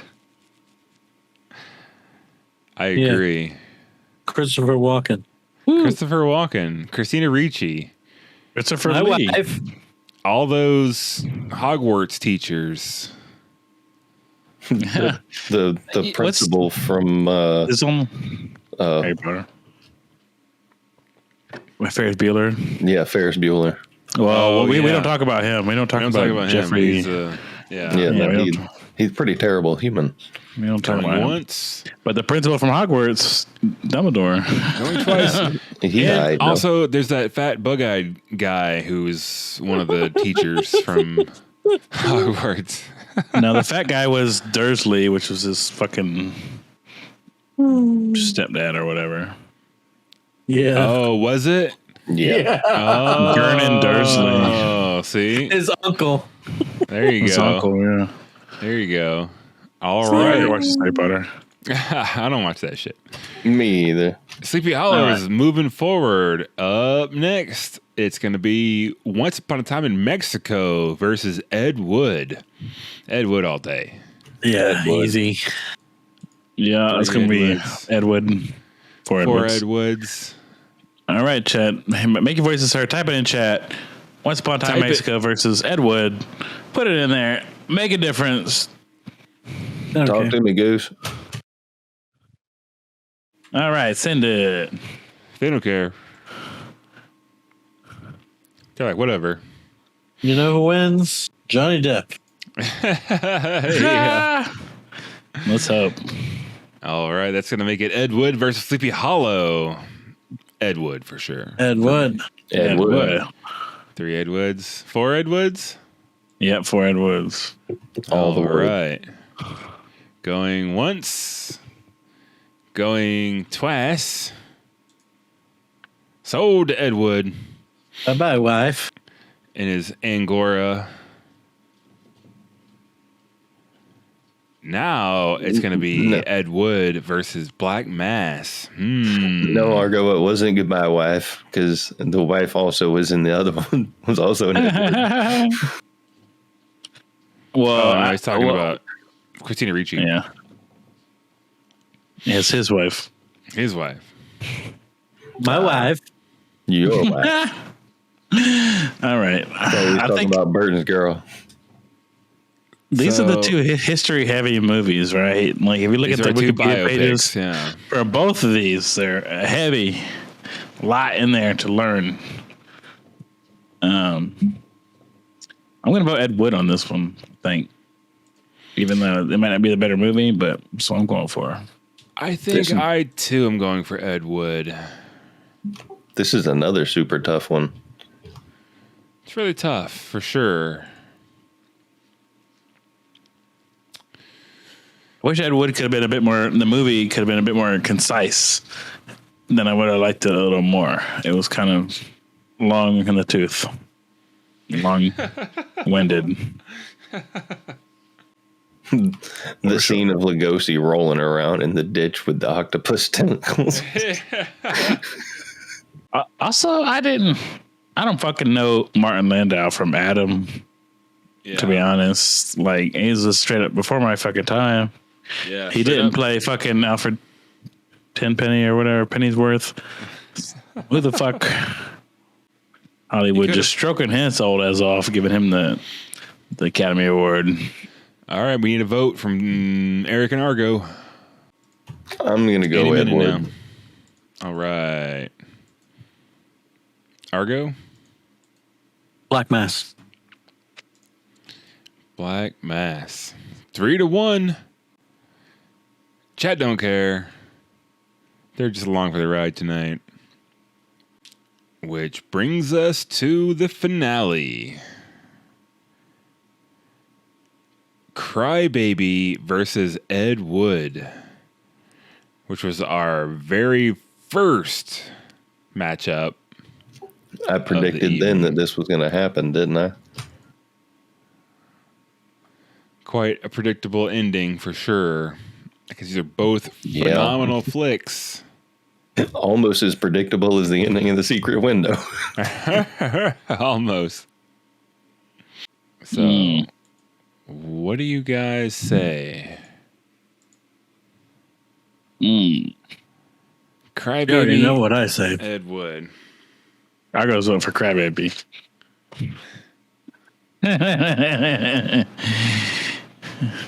Are you going for Ed Wood, Argo? I sure am. I think I went for Crybaby in the first round, but I think I might go for Ed Wood now that I've had a few hours to stew on it. Okay, here's my problem. The Johnny Depp character in Ed Wood I liked way more. Crybaby, the movie, flowed better. So I'm not sure.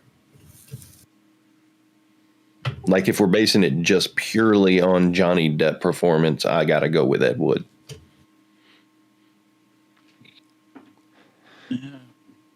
Ed Wood was long, but it flowed better than Johnny Depp's tears and Crybaby. Yeah.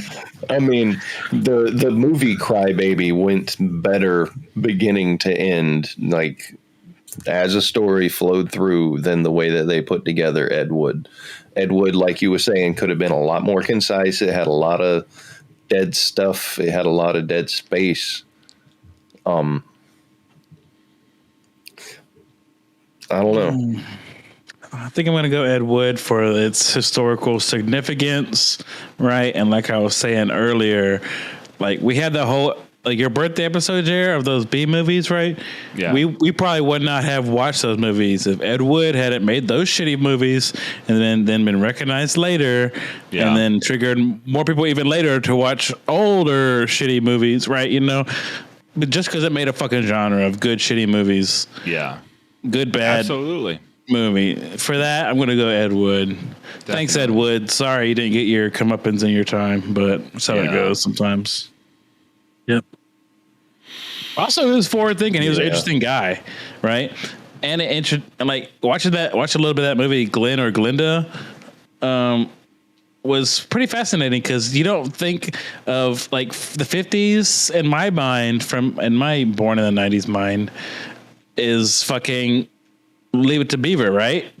Yeah. There's no cross-dressers or Subculture, transvestites, yeah. or there's no under people there, but they were making movies then too, but they just were hidden. Yep. Exactly. I guess just for the regulations, I'm gonna throw up a poll because Yeah. regulation you can get a says, purple. yeah. Them's the rules.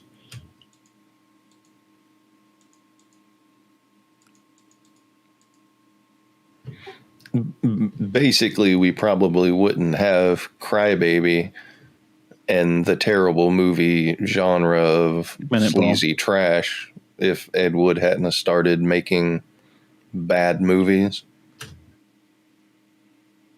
It sounds like it because Plan 9 Fatherhood was the #1 bad movie, and like I said, those two guys recognized it and awarded it the worst movie ever. Yeah, definitely. Like in 1980, that book that they wrote came out about shitty movies, and that started all of it.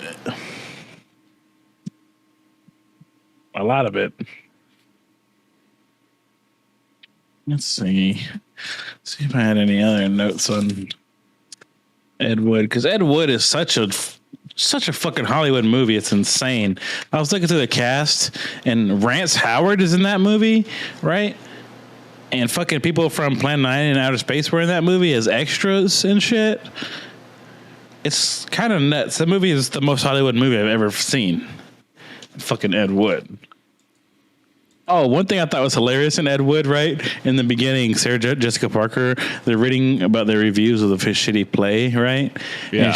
And Sarah Jessica Parker says, after reading the reviews, do I really look like a horse? Do I really have a face like a horse? Did that start the meme of her looking like a horse, which has kind of died out in later years when it's not as cool to make fun of To somebody's shit on looks? women. I always kind of thought she looked like a foot. She looks like a long weird thing, you know. I don't get it. I will admit I participated in the misogynistic bashing of Sarah Jessica Parker in the past, but at the same time, I always thought she was okay. She's fine. Like I thought she was hot as hell in Hocus Pocus. Yeah, in Hocus Pocus she was. Like, I don't know. In Hocus Pocus she was fucking hot. I don't have a problem with her at all. For some reason it just became cool. Like the zeitgeist was like, oh, she got a face like a horse. Oh, she got a face like a foot. Like, la la la la. Like I've heard it all, but I don't feel like there's a reason for that whatsoever, other than everybody else said it too. Come Sex in the City, she was looking a little. I don't know. She just looked different, and it wasn't appealing to me. Not about Sarah Jessica Parker. That's what we're talking about. Justice for Depp. Sarah Jessica Parker. I'm doing a Sarah Jessica Parker list. All right, we'll just send the vote and just end it. I'm gonna vote. I voted Ed Wood. We all voted here on the panel, right? Yeah, I think we're all going Ed Wood. Yeah. There's no Which chat is not votes. how it went the first time at all. I think the first time we all voted Crybaby, and Argo was the only one that voted Ed Wood. Yeah. All right. 20-0. It's going to wrap up our Johnny Depp list. I guess chat just did not see the movies they expected to see tonight. They expected to see a bunch of fucking Edward Scissorhands and that fucking Alice in Wonderland bullshit and Pirates of the Caribbean and shit. They didn't come for cinema. I mean, we could have tossed a Benny and June, you know. That's true. We could have done a Benny and June. Yeah. We definitely could have done a What's Eating Gilbert. They wanted, and we just put the Sleepy Hollow. That's true. This is true. This is what they asked for. That's true. But in the end, they didn't care. Well, maybe they all dipped out when Sleepy Hollow got the final kibosh. Sleepy Hollow came in 4th. Let's take a look at our list here. So in last place, understandably, Secret Window. In 5th place, Once Upon a Time in Mexico. In 4th place, just shy of placing, Sleepy Hollow. In 3rd place, Black Mass. 2nd place, Crybaby.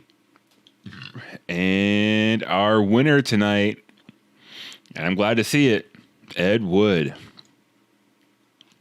Mm-hmm. No undefeated entries this week.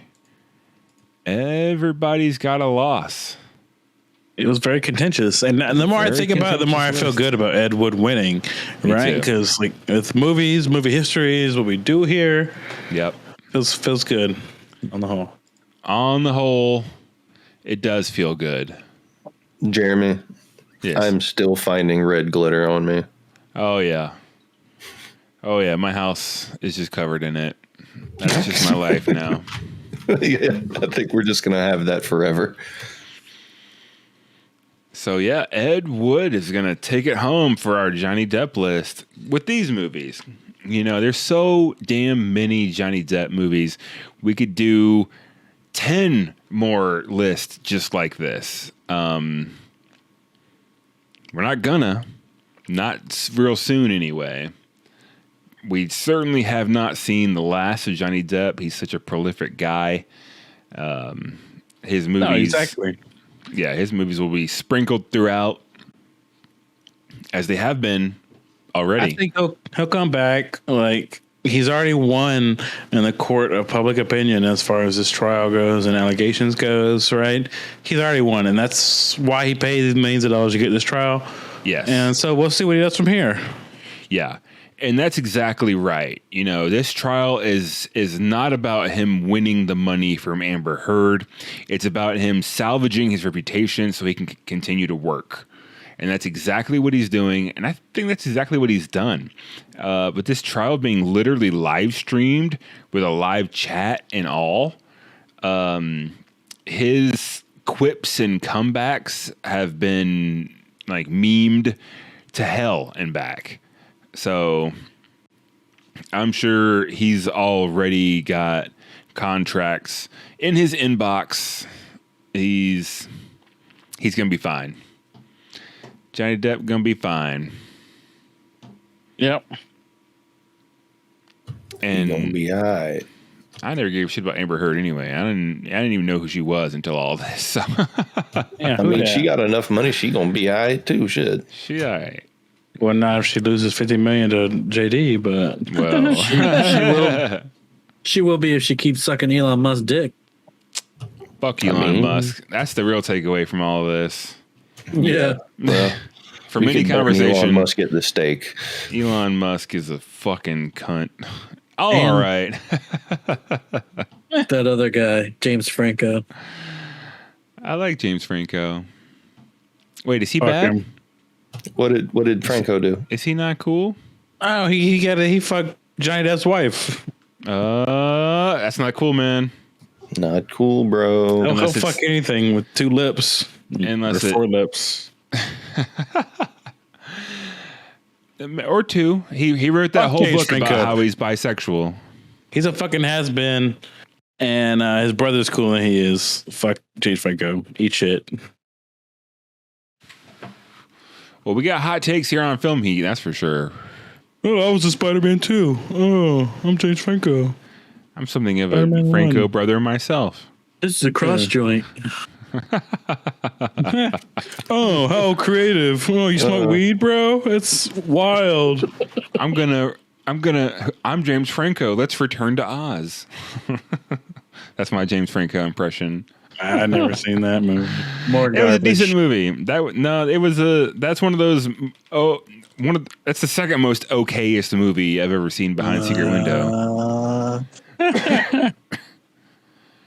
No, it was. What- It was super what side duper of duper okay? duper okay. Sounds like it requires a rewatch. We All might. right, we're going to our second show, the Film Heat After Show.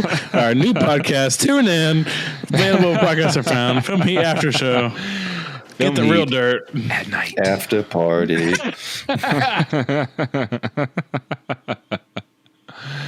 The film embers smoldering before you've dumped that bucket of water on and stirred it around.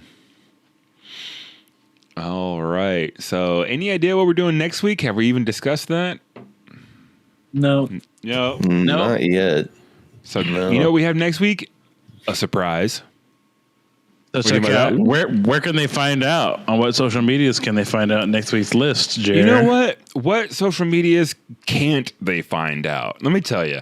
We're on the Facebook. We're on the Twitter. We're on the Instagram. We're on...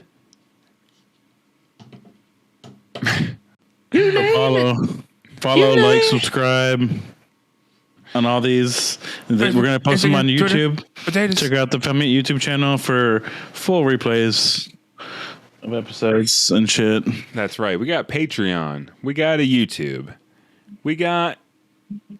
We're so hip, you guys. You don't even know how hip we are. We're so hip. We need a TikTok. We do need a TikTok for sure, because we got hot clips. I thought you said Tic Tac. I thought you were talking about my breath. Yeah, Justin, your shit so stank I can smell it through the internet. That shit is kicking. That's what the black kids used to say to me. Their breath is kicking. Your shit kicking like a kung fu soccer movie. Oh, Deanna, your breath is dog shit. I've been watching a lot of Always Sunny, so I'm just full of those references. So follow us on all the socials and find out what we're going to be doing next week. We're going to post it before then, probably. You don't know. You don't know, chat. You're not here. Anyway, you're not participating. I'm just kidding. We love you, chat. We love everybody out there. Thank you all so much for watching, for hanging out with us. And tune in next week for another episode of Film Heat. See you next time.